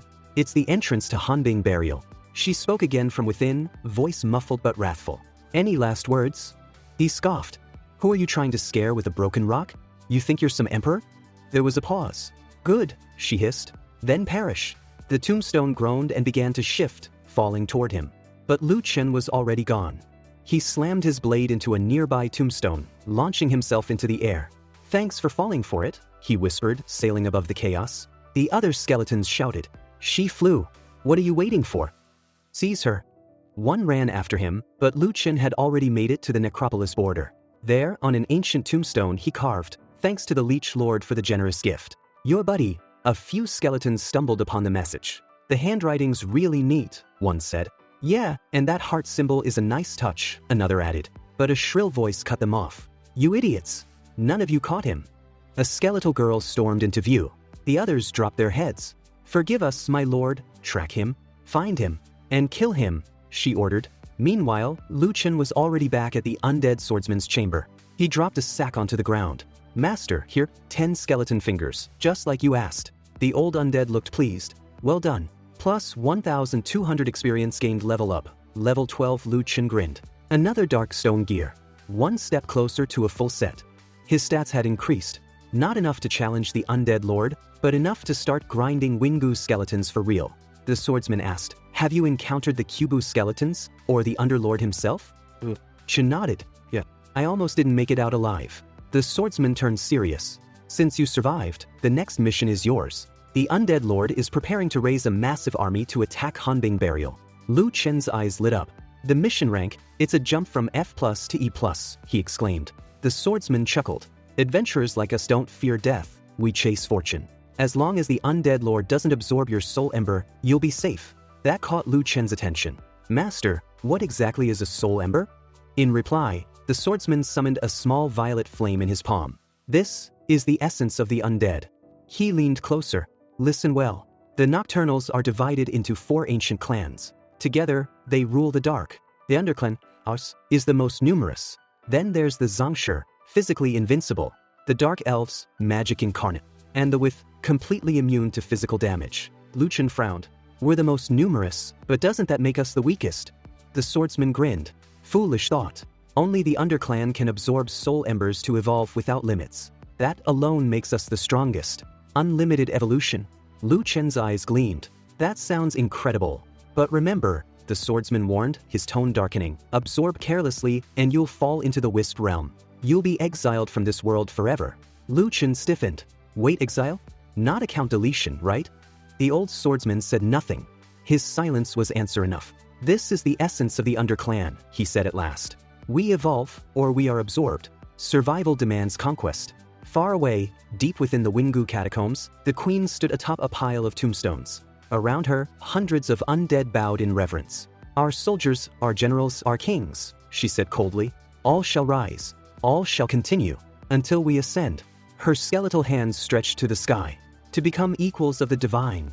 The winds howled. The Azura, rulers of all nocturnals, shall return. As is the path of constant evolution. For the undead, it is our glory. Swordsman's voice, though grim and aged, held quiet conviction as he placed a hand on Lu Chen's shoulder. I may no longer have the strength, but you do. You will succeed where I failed, kid. Lu Chen nodded silently, then stepped away, blades ready. All right, I'll keep hunting the Quingu skeletons. Be careful, Swordsman warned. You are the hope of our king and mine.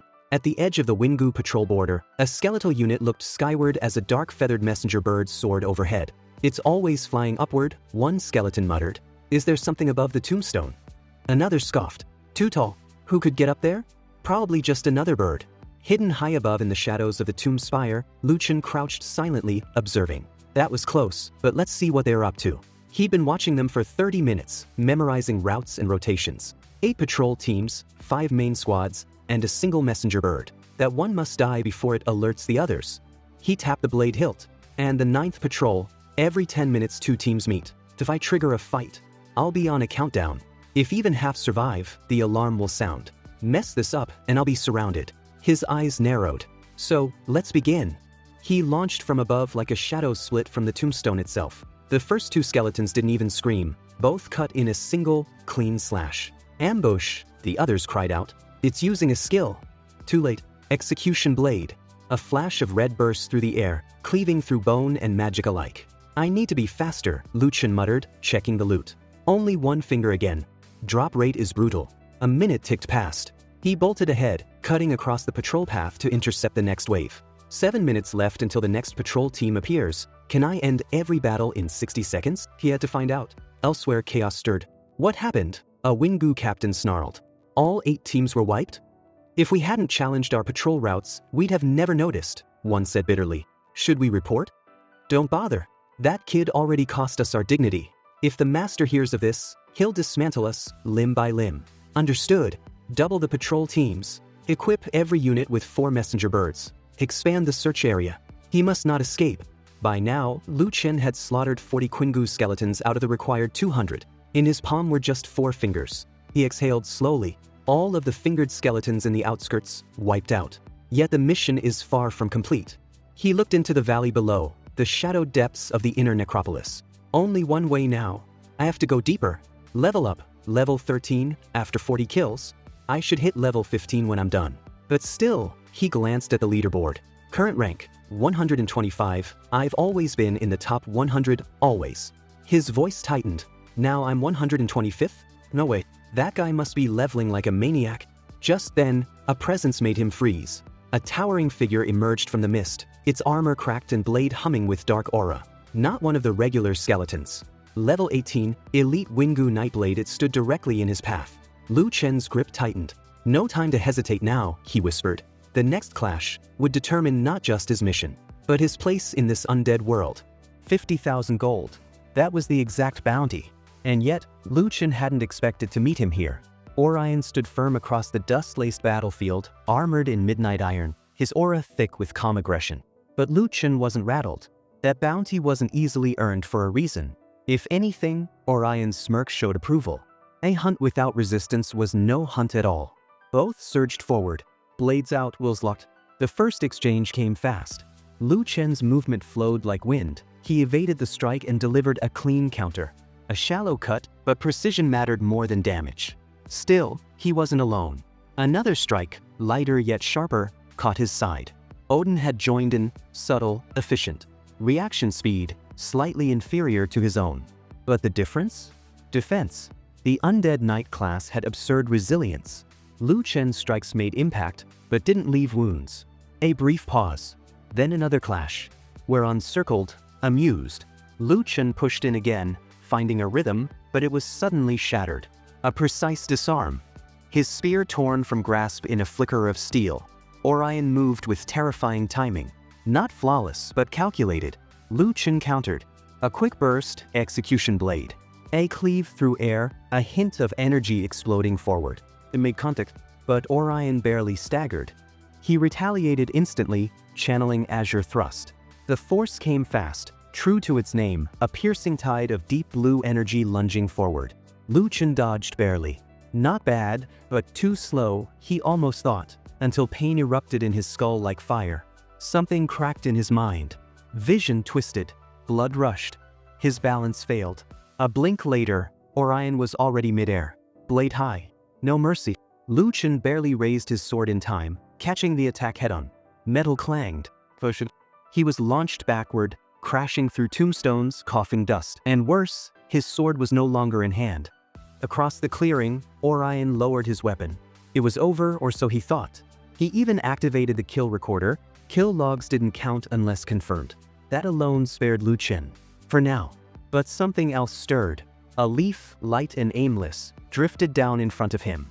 His body moved on instinct, blade or not. A swipe cut through the falling leaf in 4 clean segments. He froze.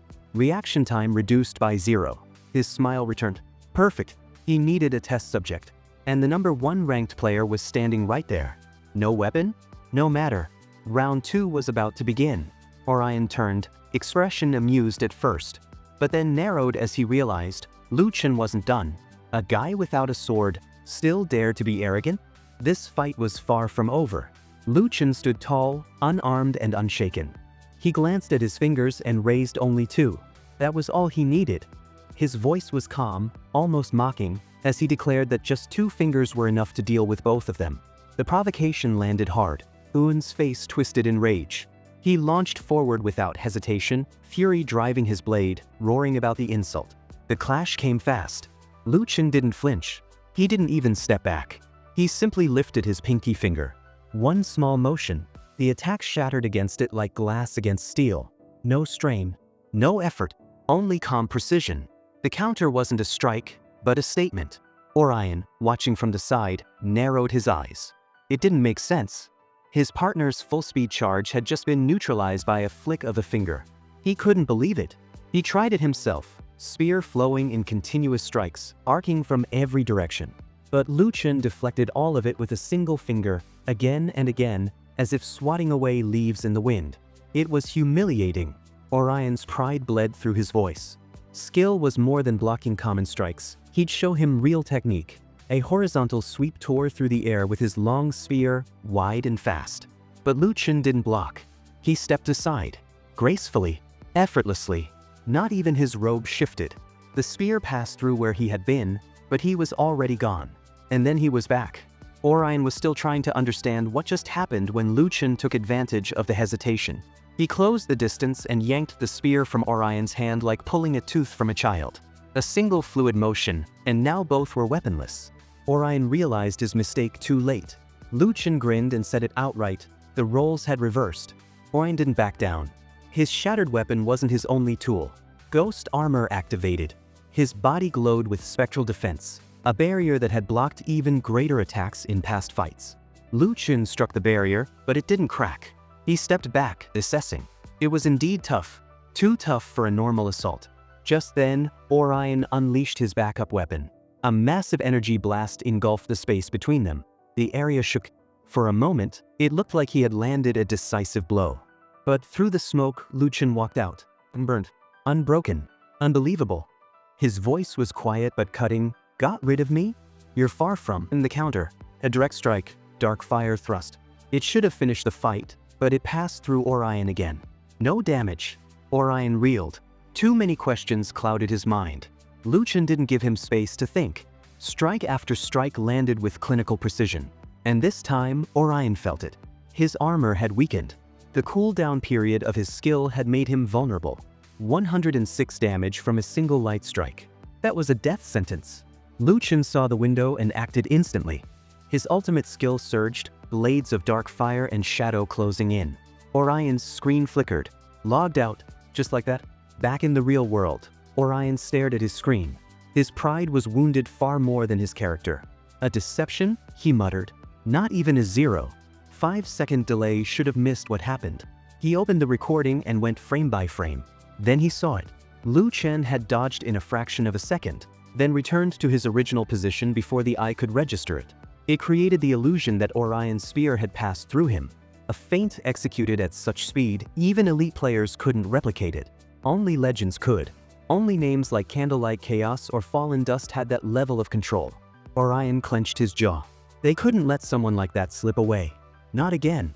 He logged back into the game, vengeance already burning. He muttered to himself, frustration creeping into his tone. Where is he? Did he log off? Maybe he just went to do quests. But he shook his head. It didn't matter. Not really. If Lu Chen was still in known places like the Cold Ice Bridge or the Big Graveyard, then Orion would find him. And when he did, there would be no running. Elsewhere, in the heart of the graveyard, Lu Chen sneezed. Twice. He paused, wiping his nose. Do I have a cold? Or is someone talking about me behind my back? The irritation lingered. He wasn't one to believe in superstition, but the timing was uncanny. His head turned toward the distant whispers of skeleton soldiers, chattering like bored workers on overtime. One muttered about missing a date with the pink skeleton lady, another sighed about being stuck in graveyard patrol, grumbling that at least he wasn't alone like some single dog. The banter turned to mockery, as one cracked a joke about weaklings hiding when they're outnumbered. Then the mocking stopped. In a flash, a figure darted from the shadows and split one of them clean in half. The skeleton barely had time to scream. Lu Chen's blade was ruthless. Single dog? He echoed with a grin. I'm just avoiding unnecessary attachments. Besides, calling me unfit? You jerks don't even have muscles. The skeletal guards recoiled in horror. One of them shouted, recognizing him. It's him! The one Lord Chu once captured, Lu Chen of the Orderly Patrol Team. In panic, they released messenger crows. Feathers scattered into the sky. Lu Chen clicked his tongue. They're spreading alerts. No way to intercept those signals. Another wave surged toward him, swords raised, screeching through the cold mist. Lu Chen moved like a whisper in a hurricane, weaving through every attack with the precision of a machine and the grace of a dancer. Slashes missed him by inches, attacks clashed with air. One by one, they fell, crushed before backup could arrive. In seconds, the field was silent. Lu Chen looked around, slightly disappointed. I hope reinforcements show up soon. Waiting alone is boring. He walked off calmly, leaving the wreckage of bones and broken blades behind. The news of the ambush traveled fast. The 16th patrol team was gone. Obliterated. Chaos stirred among the undead ranks. Every remaining team scrambled toward the site, trying to catch the elusive invader. Elsewhere, the scene shifted again. A skeleton commander stood surrounded by corpses. His unit, his loyal guards, were now only shattered remains on the ground. He scanned the ruins in disbelief. Who did this? A shadow answered. Lu Chen walked forward, calm as ever. Still haven't regained my original speed or accuracy, he muttered to himself. And yet, there's still trash left lying around. The commander clenched his fists. Weren't you supposed to be patrolling the eastern side of the graveyard? Your backup was too slow, Lu Chen replied. I had to come to you. There was no more talk. The skeleton charged with fury, but Lu Chen didn't even flinch. His sword glimmered once, and then the commander's skull hit the ground. One clean strike. Over in a breath. Lu Chen exhaled. His mission was nearly done. Green bone skeleton. I'm barely trying anymore. In 0.2 seconds, he'd moved on. A flash of light, a trail of dust, and the sound of crunching gravel. He was already thinking about the next step. Blackstone quest reward. Wonder what I'll get. Maybe a pair of arm guards? After completing the final objective, he approached the quest exchange point. His weapon, however, had seen better days. A crack ran along the hilt, too fine for the eye to notice at first glance, but enough for Lu Chen to feel the instability in every swing. He'd have to fix it soon. Just as he prepared to move again, Something odd broke the silence. Crying. He stopped. A faint, trembling sound floated through the fog. Not mechanical, not undead, human, or something close to it. A voice, barely audible, lost among the gravestones. From the ridge ahead, he spotted 4 soldiers marching in sync, each shouldering the corner of a tomb.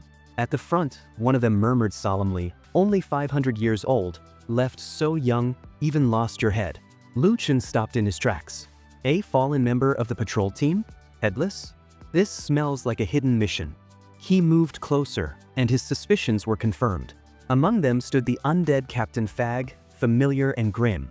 Lu Chen called out, "Captain Fag, what's going on?"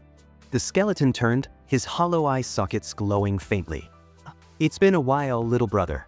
Something terrible happened. My brother Shak, a top-tier scout, was ambushed on the icy path by Iron Black Bear. I found his body, but the head's missing." Lu Chen clenched his fists. "Despicable. Patrol teams carry the burden of Ice Ridge's safety. We can't let this pass." Captain Fag nodded, eyes burning. "We battle team members don't retreat. Avenge him." "Iron Black Bear," Lu Chen muttered, "living happily atop the Ice Ridge, unaware he's next. I'll retrieve Shak's head, even if I have to break through his iron hide." Captain Fag's bones creaked as he gave a solemn salute. "I trust you, Lu Chen. The future rests on your shoulders now." Mission accepted. Lu Chen didn't waste time. "Before I leave, I need to repair my gear. Can't take risks with damaged equipment." Captain Fag pointed. "There's a Death Forge workshop 500 meters east. Try there." Lu Chen nodded and sprinted off. Soon, a towering structure came into view, half the size of a fortress, crowned with a massive skull embedded into the facade. Crimson flames flickered from its eyes and gaping mouth. "This is the Death Forge workshop." He stepped inside and was surprised to see a familiar face, the village chief. "You're doing blacksmith work now?" Lu Chen asked. The old skeleton chuckled. "I have many skills, my friend. Long time no see. Will it be enhance, reinforce, repair, or dismantle?" "Repair," Lu Chen said. "But can you handle it?" The chief flexed what passed for bony biceps and grinned. "Don't doubt me, boy. Just 3 pieces? Child's play." Lu Chen handed over the gear. The chief lit the forge and began hammering, each strike echoing with power. Sparks flew. The scent of molten metal and old magic filled the air. "Watch closely," the old man instructed. "First you strike, then refine." Lu Chen observed every move, awed by the precision. As the final strike landed, a small explosion of flames sealed the process. "Done," the chief said proudly. Lu Chen unsheathed his newly repaired sword. Smooth, balanced, perfect. "Impressive. Good as new." "1 silver coin," the chief said. "On the house today." Lu Chen smiled, bowed slightly and turned to leave. "Thanks, chief. Time to hunt." With 45 minutes left, he made his way toward the icy path. The place was just as he remembered. Wind slicing across frostbitten stone, a faint mist rolling in like a veil. On the left, the ghostly weathered forest loomed, but his eyes were fixed ahead. He scanned the ridge. "Where's the bear?" He raised his voice. "Hey, Iron Black Bear." No response. Then the ground shook. Heavy footsteps thundered from behind the ridge. A towering beast emerged, over 3 meters tall, its body wrapped in dense iron-like fur. A level 20 monster. Its red eyes glared down at Lu Chen like a predator sizing up an insect. Lu Chen tensed. "It's huge." The bear growled, a sound that seemed to vibrate through the bones. Lu Chen realized the beast wasn't taking him seriously. "You don't even see me as a threat?" His hand tightened around his sword. "Since that's the case," he roared, "I'll take your head myself." He dashed forward, his blade slashing across the bear's chest. Sparks flew, but no blood. The strike barely left a mark. Its natural armor is too strong. "My attacks aren't even penetrating." The bear roared and swung its paw. Lu Chen leapt to the side, but the attack clipped him midair, sending him crashing into a tree. Bark splintered as he hit the trunk hard. Pain shot through his ribs. Damn careless. How could something that killed a stealth scout be anything but a monster? He groaned. This thing's defense might rival Orion's. This is no joke. The bear lunged again. Lu Chen rolled and shouted, "Big stupid bear. Come here." He needed to find a weakness. As they clashed again, Lu Chen observed its movements, how the armor plates on the back shifted, how the belly wobbled slightly with each step. Then it clicked. The belly. It's not armored. The next moment, he let the bear charge. As it lifted its massive arms to slam down, Lu Chen slid beneath it and slashed straight into the soft underbelly. A howl ripped through the valley. Massive damage. Lu Chen grinned. As expected, compared to your iron-plated back, your stomach is as vulnerable as tofu. The bear staggered back, then stood on two legs, its roar loud enough to shake icicles loose from nearby cliffs. Lu Chen pointed his sword. "I've found your weakness. Now I'll send you off for good." But before he could finish the move, the bear twisted, and a hidden shell-like appendage slammed into him with brutal force. He flew backward again. He hit the ground, dazed, blinking through the pain. How is this even possible? Lu Chen swiftly dodged the attack, muttering about the danger and a sense of déjà vu. He shouted a challenge and swung his sword towards the incoming bear, which was rolling rapidly. The impact was incredibly strong. He then yelled at the bear to get off him. He thought that the bear's spinning technique not only amplified its impact but also enhanced its defense, making him too passive if this continued. He resolved not to let it curl into a ball again. Just as the bear turned, a good opportunity arose for Lu Chen to strike. He deftly avoided the bear's next attack, announcing that its turn was over and it was now his. He landed a critical hit on its neck. The bear roared in rage and countered Lu Chen's attack with surprising speed. Lu Chen noted the bear's continued attempt to curl into a ball. He scoffed, calling it wishful thinking, and declared that he had already figured out how to stop it. He explained that he just needed to hit the center of its spine precisely, and then it wouldn't be able to curl up again. He then landed another critical blow on the bear. Despite the severe injury, the bear still managed to stand. Lu Chen expressed his surprise at its stubbornness, acknowledging that even with a severely injured spine, it could still get up and want to fight back. He then cursed the stupid bear and delivered a final critical hit to its eye, killing it. A substantial amount of loot appeared. Lu Chen had leveled up and acquired a magic stone, leg guards, and a mask. He remarked on the generosity of the Iron Bear's rewards. He decided to put on the leg guards first, noting that leather armor, while lacking the defensive plate armor, offered a good boost in agility. He examined the bearskin leg guards, which provided physical defense +7, magic resistance +6, and agility +2, requiring level 15. Conveniently, Lu Chen was also at level 15. He then examined the mask, stating that it was super useful as it could disguise him. He believed that with it, he could leave the Frost Ridge shack unnoticed. He recalled the description of the disguise mask, mentioning how the patrol scout of the shack used it to conceal his skeletal face with a cloak, allowing him to perfectly blend into human camps. Lu Chen returned to Captain Fak and announced his intention to turn in the quest. Captain Fak, seeing both quest items, expressed his delight, saying it was perfect that Lu Chen had them both as he could turn in both quests at once, saving him the trouble of running back and forth. Captain Fak then shared that he had known swordsmen for over 500 years and that they often played chess together. Lu Chen presented the shack skull to Captain Fak, who confirmed it was indeed the exact item. Lu Chen then presented the green bones skeletal fingers. Swordsman congratulated him, telling him he had done well and to take his reward. Lu Chen leveled up to 16. He remarked that he now needed boots and arm guards to complete his gear. However, a new problem arose. He approached the swordsmaster and explained that the quest reward, the first strategist weapon, was something he couldn't use. The swordsmaster stated that quest rewards were non-refundable but suggested trying his luck at the human trading market at Ice Bridge, cautioning that they didn't welcome night spirits. Lu Chen mused that the lack of welcome for night spirits wouldn't be a problem, as he could simply use his disguise mask. He mentally affirmed that the disguise mask worked perfectly, noting that no one had noticed him from start to finish. He then put on a pair of porcupine boots, feeling that he had hit the jackpot with this item. Suddenly, an assassin attacked him. Lu Chen reacted swiftly, asking who was there. The assassin, recognizing Lu Chen's quick reflexes, commented that his reaction was just as quick as Little White. Lu Chen parried his sneak attack. Wu Chen then asked him to wait a minute and stated that he didn't know who the assassin was talking about, suggesting he must be mistaken.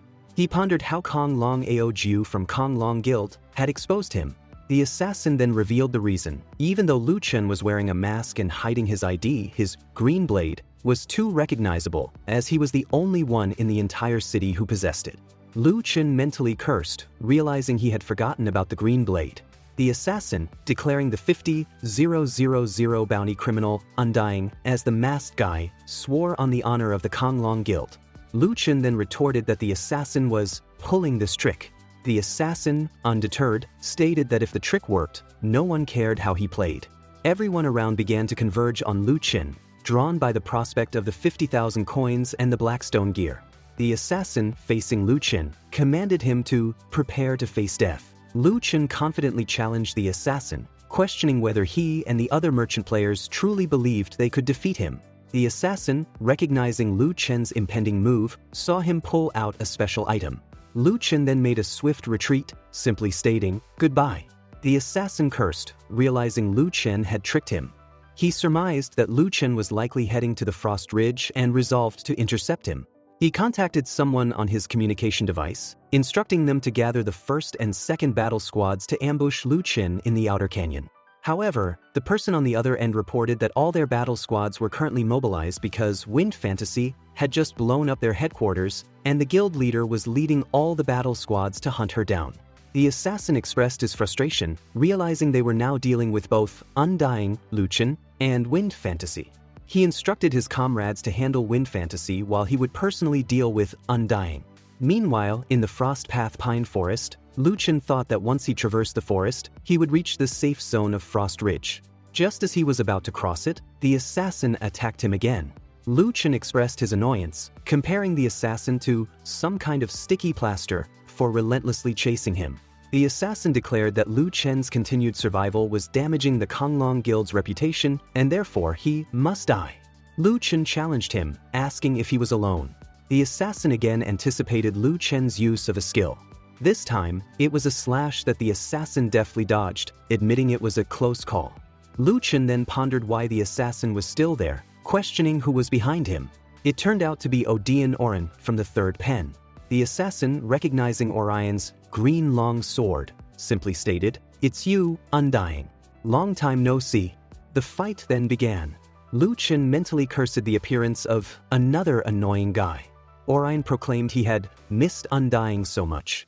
Lu Chen retorted, telling him to stay away as he had no desire to see him. But Orion attacked him, thinking that this was a perfect opportunity to hold a grudge. He proposed to Orion that they team up to take down Undying. Orion, however, curtly told him to get lost. The assassin, confused, wondered why Orion, an enemy, would refuse.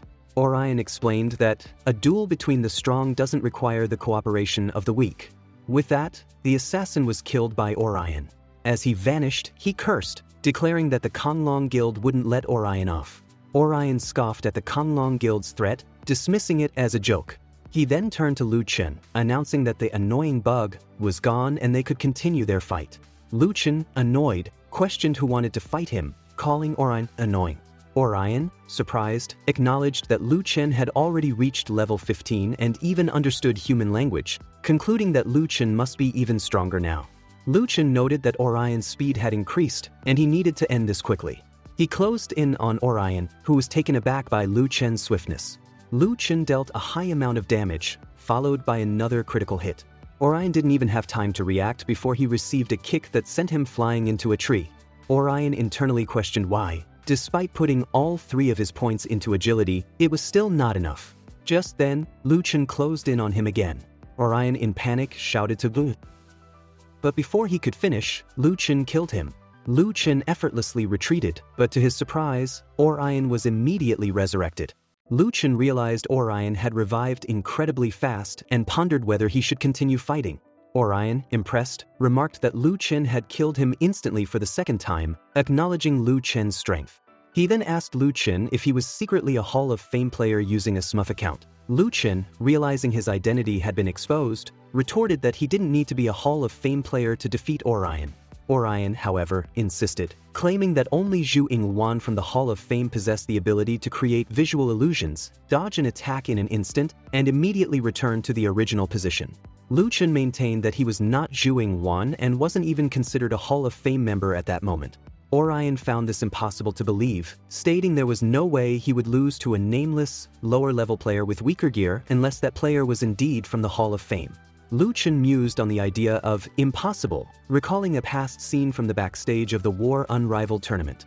Others were discussing who would win the finals, mentioning Zhu Wan, a Hall of Fame member at max level with a full set of divine gear and the only super divine weapon, Crimson Flame Demon.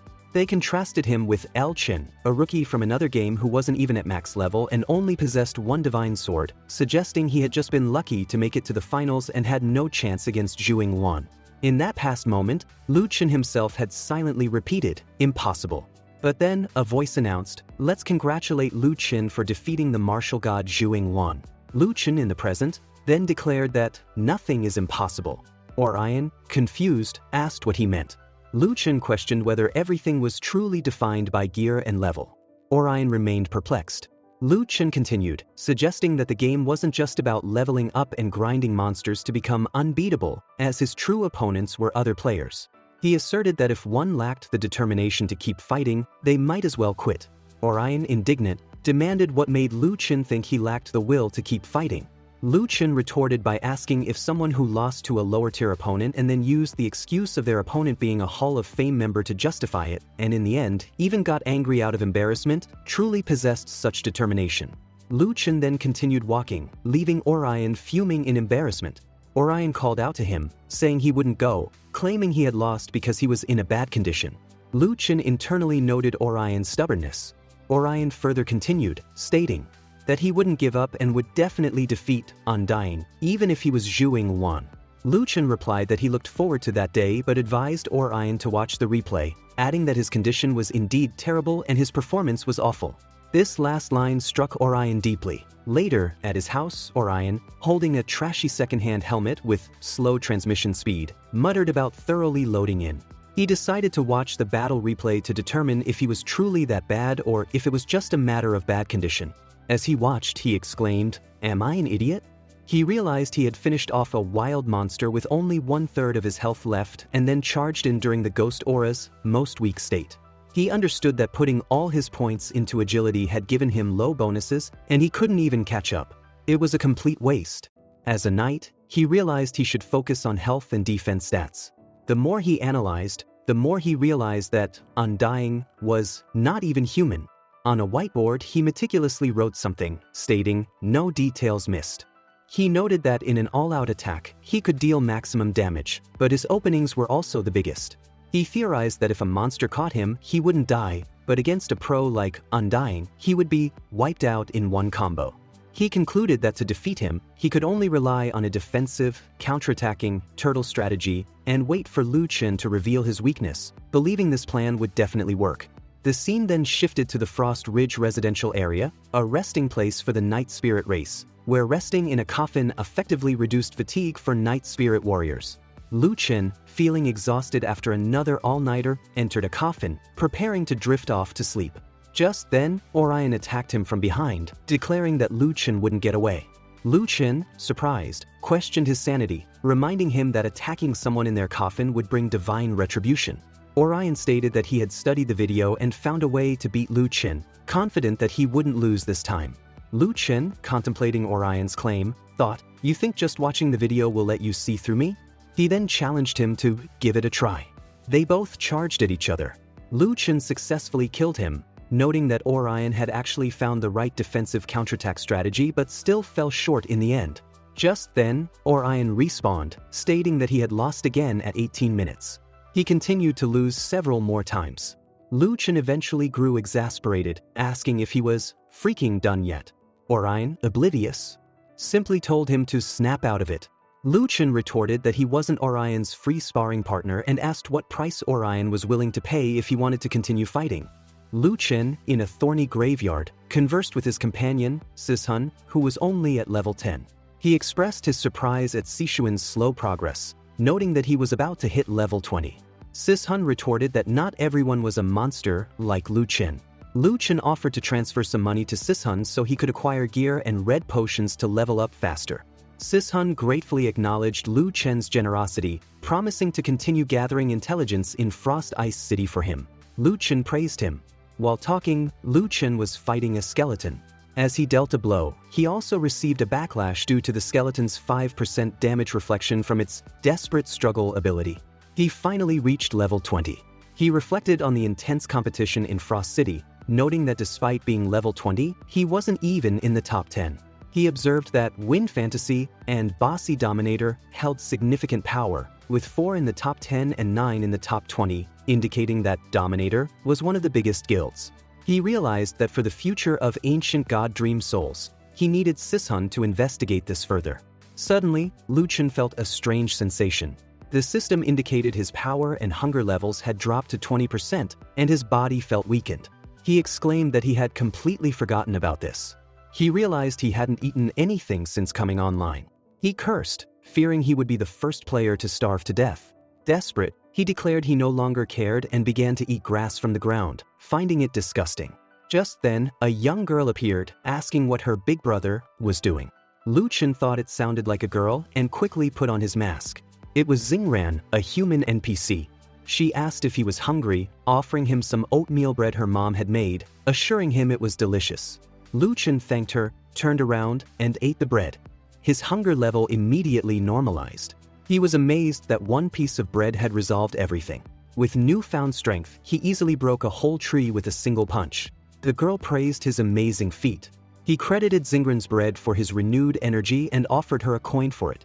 The girl, however, said that one bread didn't cost that much. Lu Chen, noticing her refusal of money, suspected a hidden quest. He asked if there was anything he could help her with.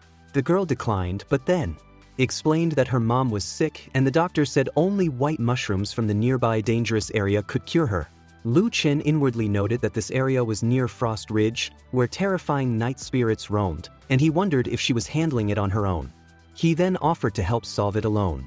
The girl confessed that night spirits were scary, but for her mom, she wasn't afraid. She added that she was strong and only needed to collect white mushrooms for a month, and her mom would recover. Lu Chen thought, 1 month? A long-term mission with great rewards.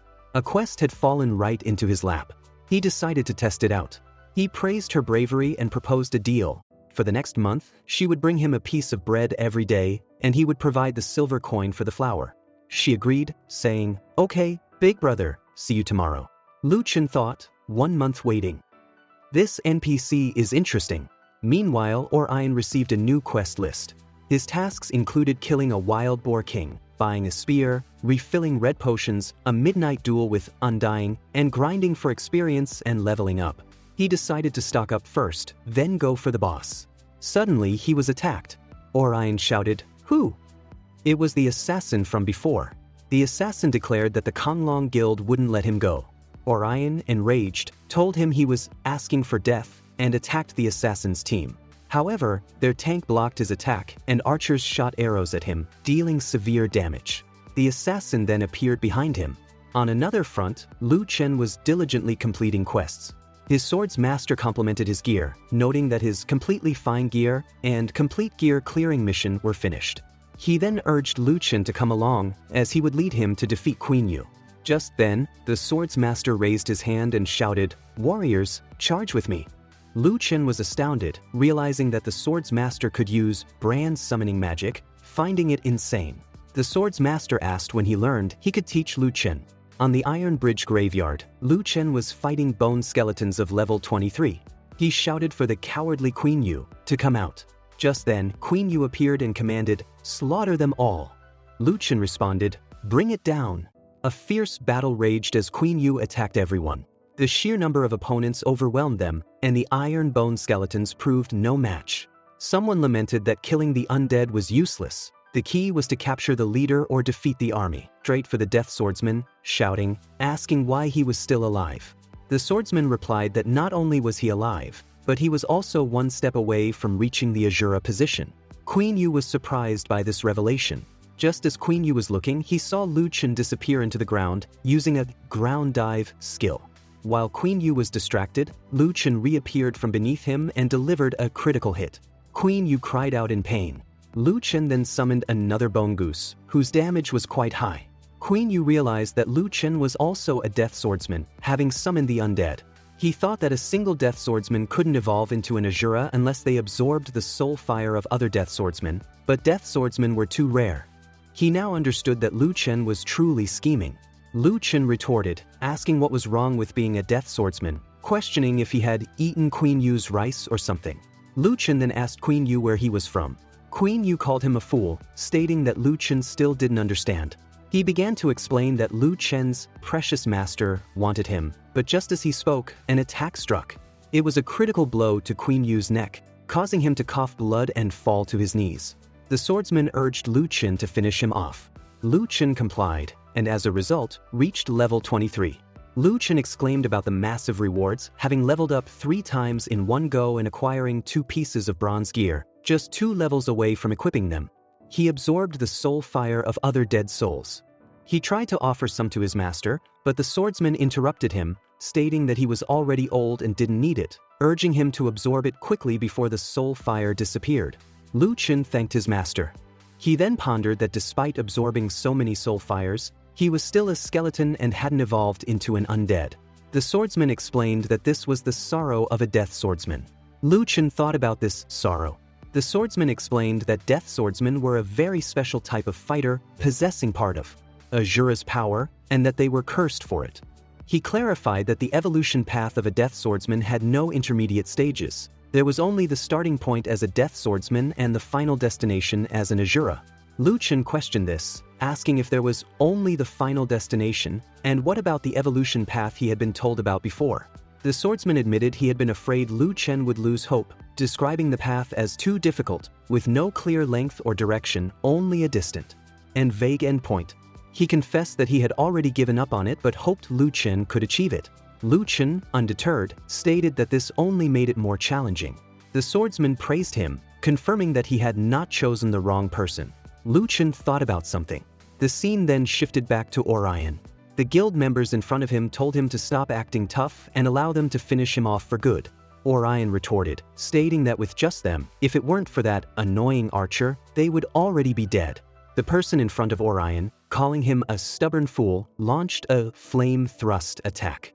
However, the scene shifted back to Lu Chen in a wild forest. He reflected that he had finally made it into the top 10, even surprising the grinding maniac Orion. He was at the 7th position.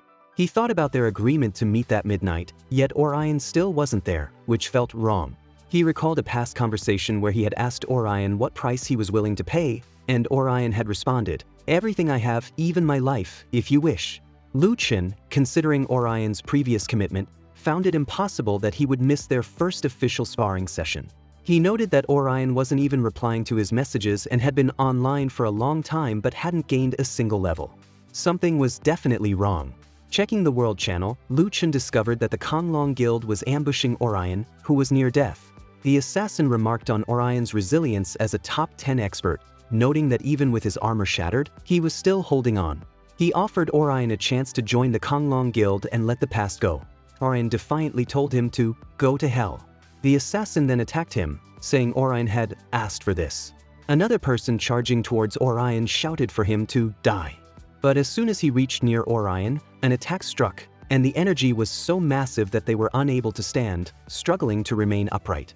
They collectively questioned who was there. It was Lu Chen, who declared that no one dared to touch his comrade. The assassin confronted Lu Chen, claiming that he had come just in time and that he would send both Lu Chen and Orion to hell together. Lu Chen, confident in his plan, retorted that he hadn't come alone and intended to showcase the special skill of his swordsman. With another skill, he swiftly tossed red potions to Orion. Orion was astonished, thinking such a move existed. To distract their pursuers, Lu Chen shouted, "Grand Summoning, Skyborn Dragon." Everyone looked up, perplexed. Lu Chen and Orion, using this diversion, quickly escaped. The assassin, realizing they had been tricked, ordered his comrades to chase them. As they fled, blasts erupted behind them. Orion warned Lu Chen that they would be worn out if this continued and that they were dead either way, suggesting they fight back. Lu Chen urged Orion to trust him and simply follow. They quickly lay down. The assassin, seeing this, commanded his forces to keep attacking, blast them to death. Lu Chen wondered if these guys had unlimited mana, as they were spamming skills like it's free. The audience groaned in frustration. Just then, Lu Chen grabbed Orion's hand and instructed him to run towards the undead patrol camp. The assassin, believing he had them cornered, declared that they had nowhere to run and commanded them to prepare to die. Lu Chen, however, retorted that it was the assassin who had nowhere to run, and the undead patrol emerged from the camp. The assassin immediately realized it was a trap. Captain Fak appeared, commending Lu Chen for informing them in advance to use the ground dive skill to hide. He expressed his surprise that humans had dared to ambush their camp. Orion, realizing the depth of Lu Chen's planning, thought, damn, was this all on Undying's plan? The assassin, infuriated, cursed Lu Chen as a crazy, cunning bastard, and admitted he had underestimated him and people like him. Lu Chen warned Orion not to listen to the assassin's nonsense, as he was merely trying to recover his mana. He then commanded his brothers to attack. The assassin was utterly frustrated. Lu Chen instructed Orion to deal with the high-level enemies, while Captain Fak, the shield warriors, and ranged classes would handle the undead patrol. Lu Chen then addressed the assassin, stating that the situation was now reversed. The undead army charged at the humans, screaming for them to be killed. The humans begged for mercy and help. Time, meanwhile, was fighting the same spearman he had fought earlier. He mocked the spearman, saying he was useless without his archers and mages supporting him. The spearman was in no condition to fight and was clearly weaker than Orion. Orion taunted him further, reminding him that he had told him he would kill him in minutes in a one-on-one fight. Just then, an assassin appeared behind Orion, protecting him, and threw something to him, instructing him to catch it and remember to heal up. Orion thanked him, realizing the power of team battles. But just as the person said, "Good opportunity," and was about to attack Lu Chen took him down without even looking, stating that he had overestimated himself. Captain Fak urged his brothers to kill the humans. Just then, he was instantly killed by a light ranger, Wind Fantasy. Lu Chen was stunned, realizing it was an instant one-shot kill and that the Konglong Guild actually had such a powerful player. The spearman then told Wind Fantasy that she had finally agreed to join Konglong and boasted to Orion that he was dead now. Orion, however, retorted that even with her help, the spearman was still going to die. The spearman pleaded with Wind Fantasy to save him. Orion mocked the spearman, asking if he couldn't fight without backup. But Wind Fantasy swiftly chopped off the spearman's head, leaving Orion perplexed, as he thought they were on the same side.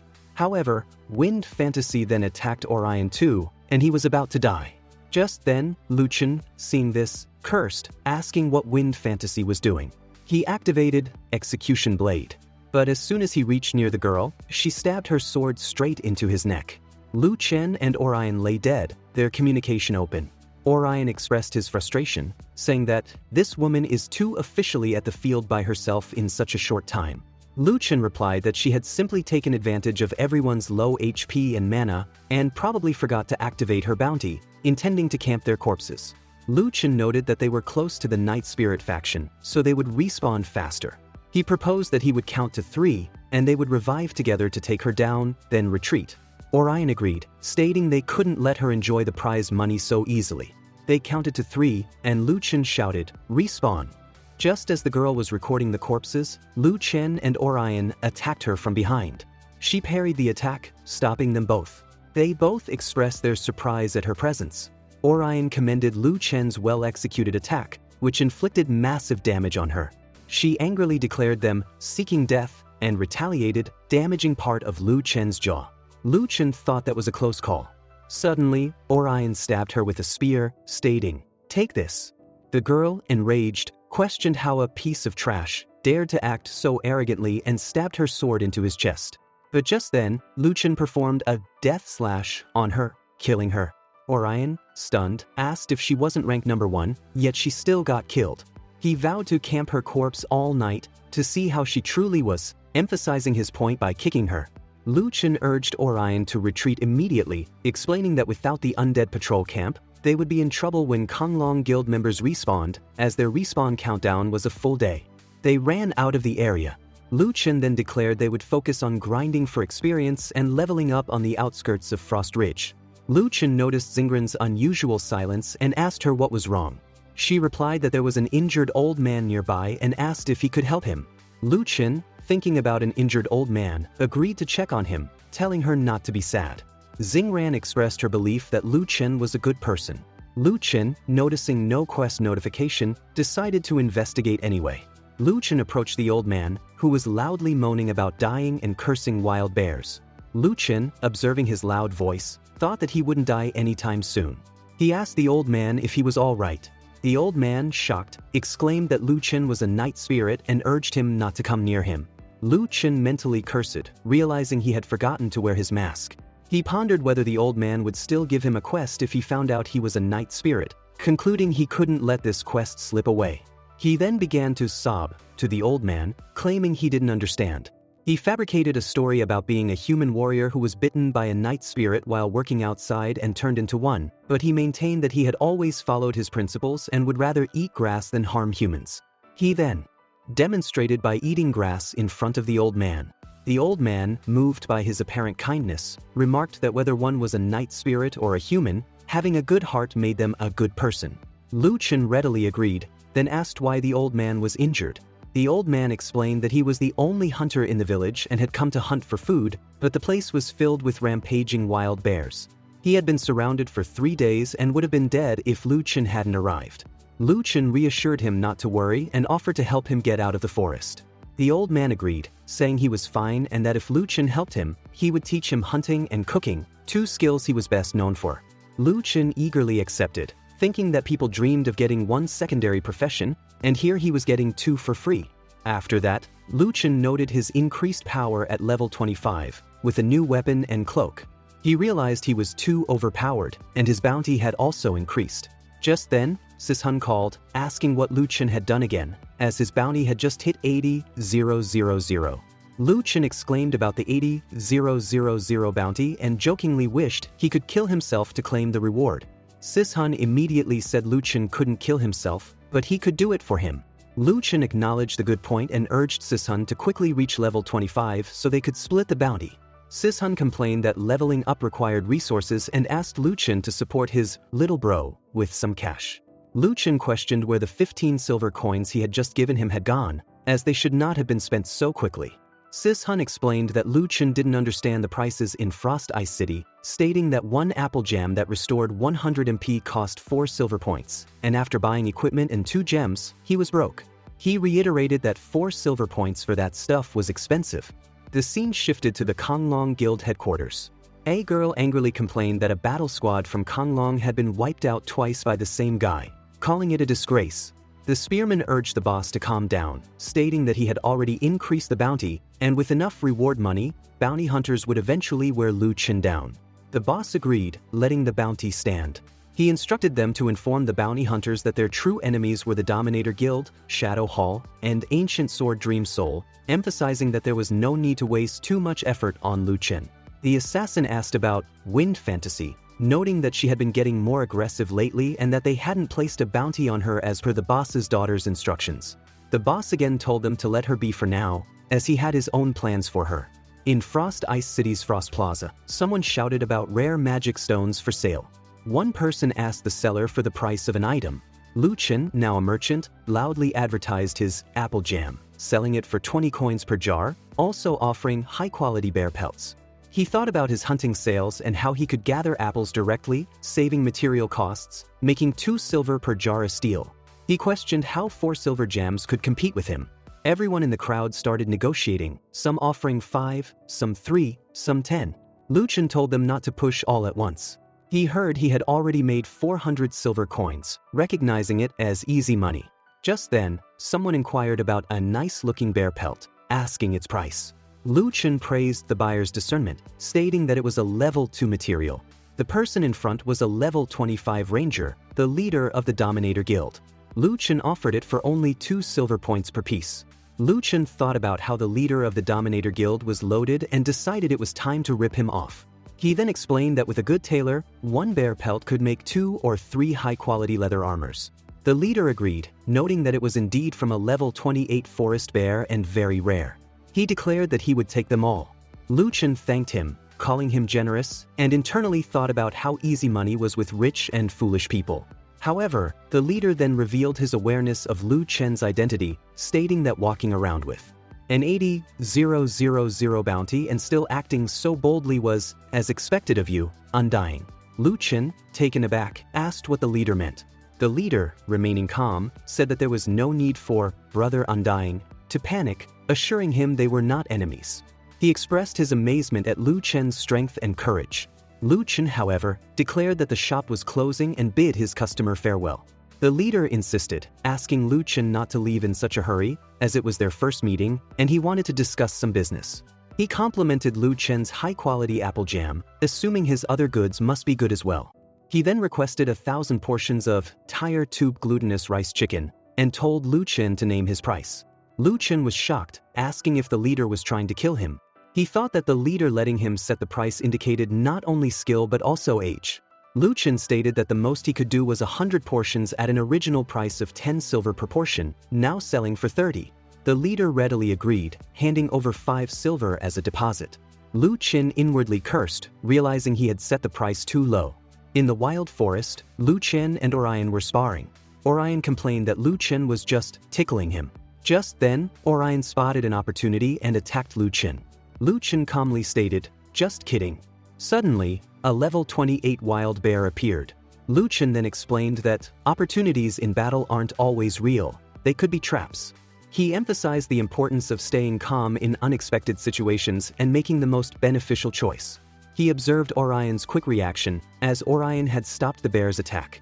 Lu Chen remarked on Orion's ability to switch to defensive stats instantly to minimize damage. Orion then questioned the bear's presence, noting its level was higher than Lu Chen's. Lu Chen explained that it was 100 skeleton he had converted from a previous quest, and that anything he killed, regardless of its level, could be converted into a summon, with higher levels looking cooler. Orion then asked why, since they were both night spirits, Lu Chen could summon undead skeletons while he couldn't. Lu Chen explained that Orion was 100 knight, while he was an undead swordsman, stating that death swordsmen were stronger and possessed more unique skills.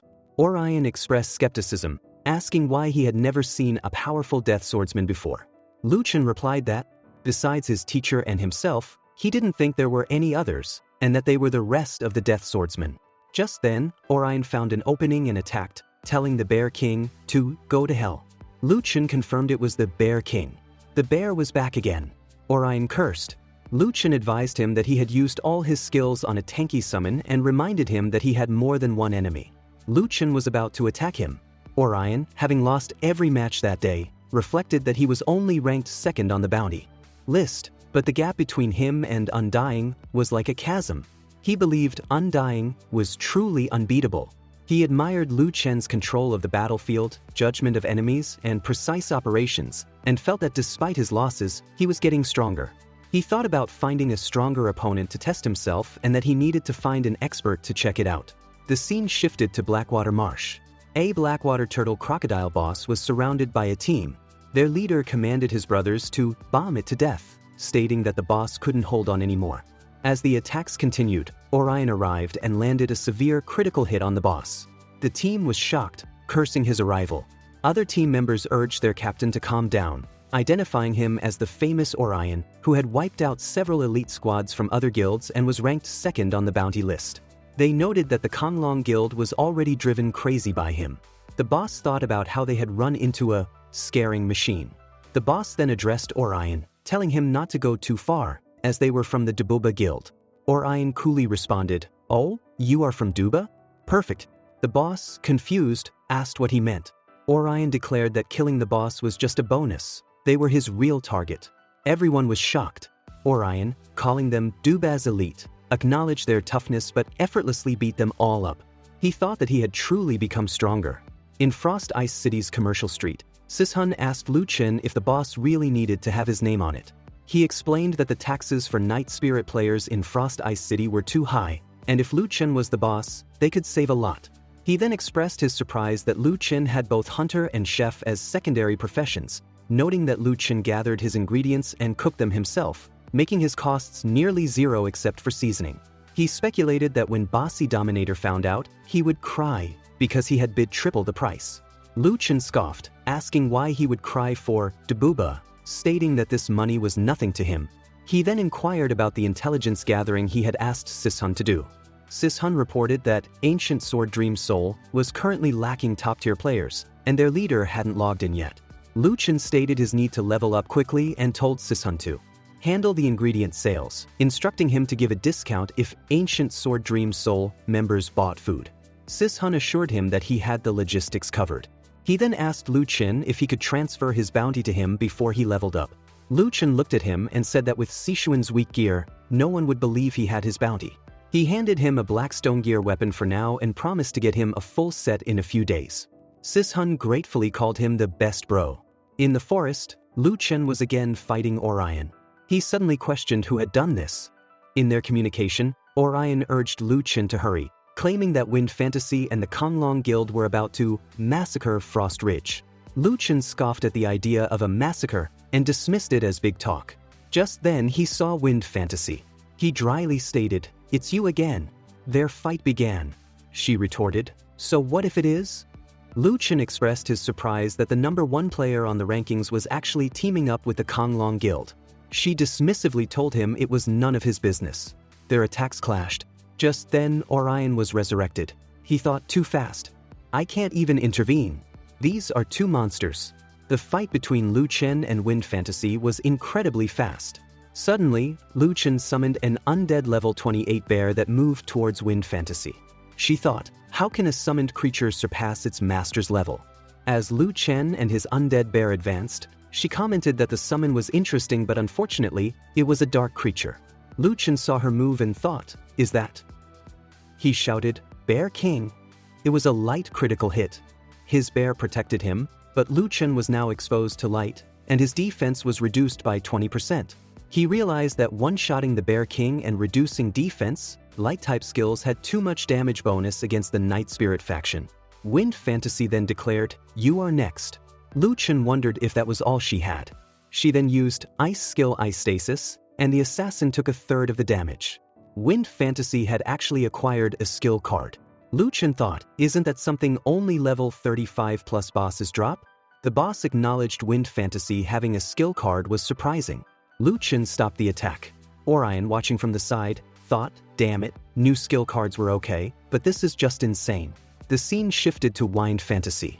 She commanded her forces to go, and then warned someone to watch out as a blast occurred. Lu Chen lunged towards Wind Fantasy with a massive move.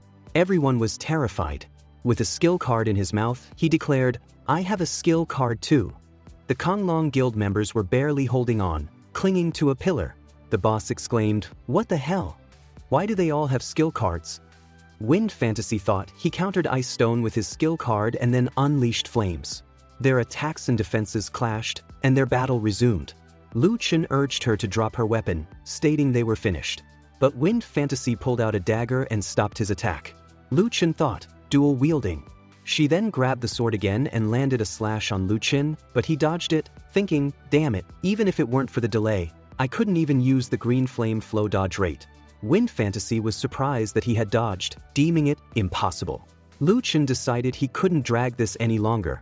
He used his Creed Wolf skill card, increasing his attack speed and movement speed by 5%. He attacked Wind Fantasy. The assassin exclaimed, "No way." He even dodged the skill card enhanced attack. The boss declared that even an entire guild might not get a single skill card, wondering how Lu Chen had two. They both attacked each other, dealing severe damage. Lu Chen thought, damage. She managed to take me down with her curse, that light type counter. Orion thought, this is a true battle. Both sides are executing perfect moves with no wasted actions.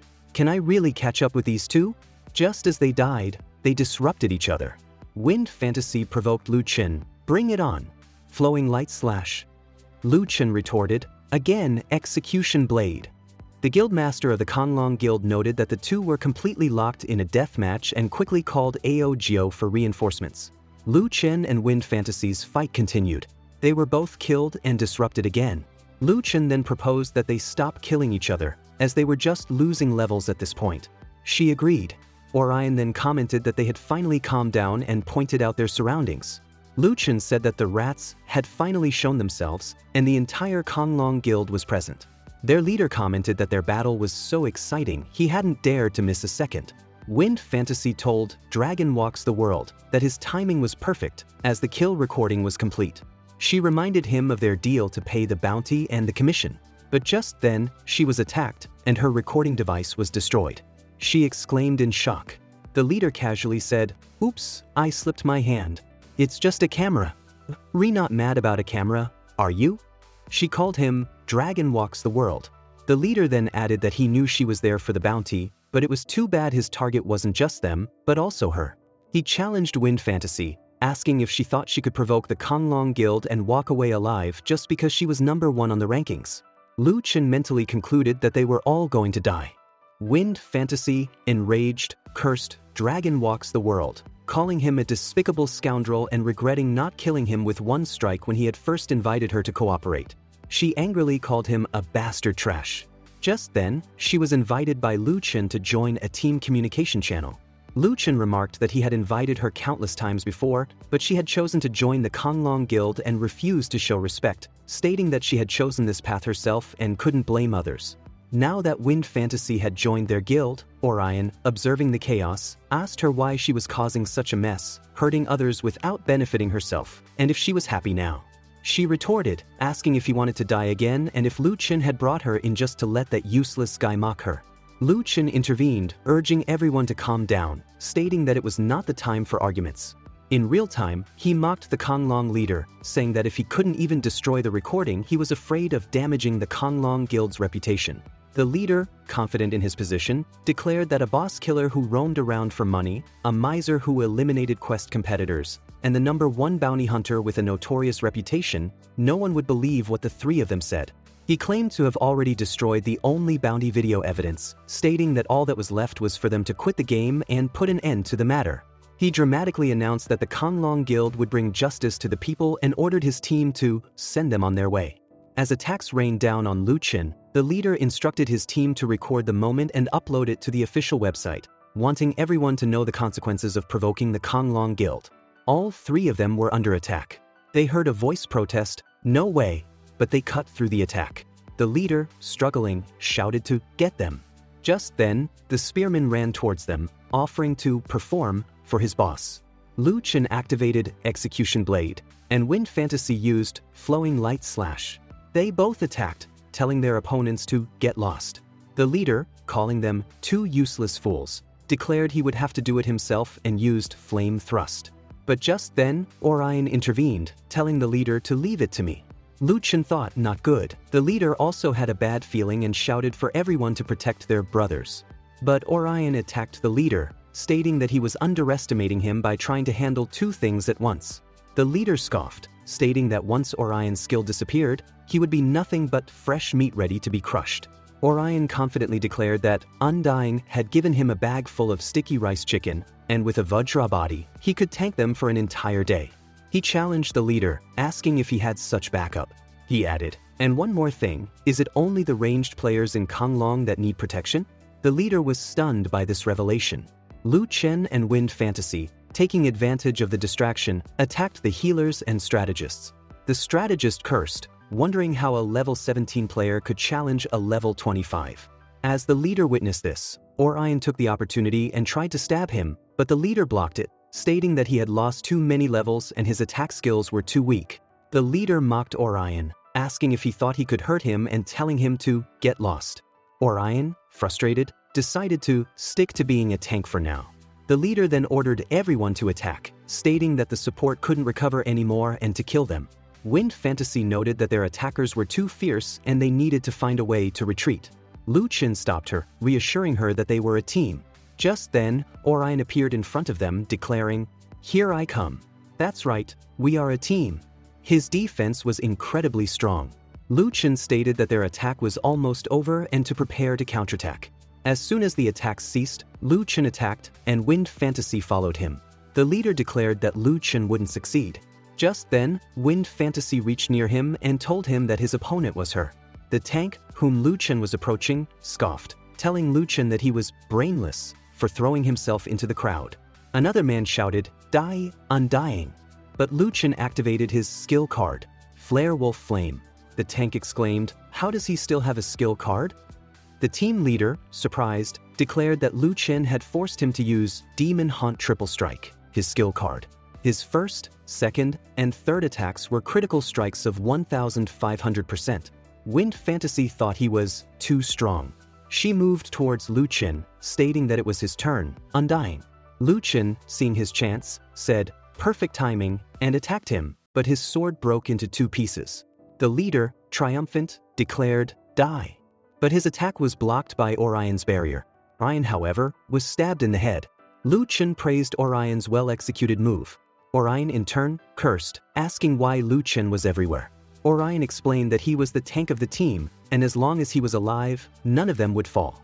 He then thrust his spear into the leader's stomach, telling him to take this. The leader, mocking him, asked if he thought he could kill him with that broken spear. Orion retorted that this was a team battle, and the spear's damage didn't need to be high, just enough to get the job done. Just then, Wind Fantasy appeared from behind, saying, "Die, trash," and chopped off his head. Lu Chen, Orion, and Wind Fantasy were all exhausted. Orion remarked on how satisfying that team battle was, declaring that team battles were the best. Wind Fantasy asked if he wasn't logging off. He confirmed that he was, explaining that he had lost too much that day and his level had dropped significantly, so he needed to grind and level up. She then casually asked if he was in GS programs. He confirmed he was in NS Yesterday City. She suggested they meet up offline. Lu Chen agreed to meet up but insisted she show her face first, or he wouldn't meet someone whose real face he didn't even know. She agreed.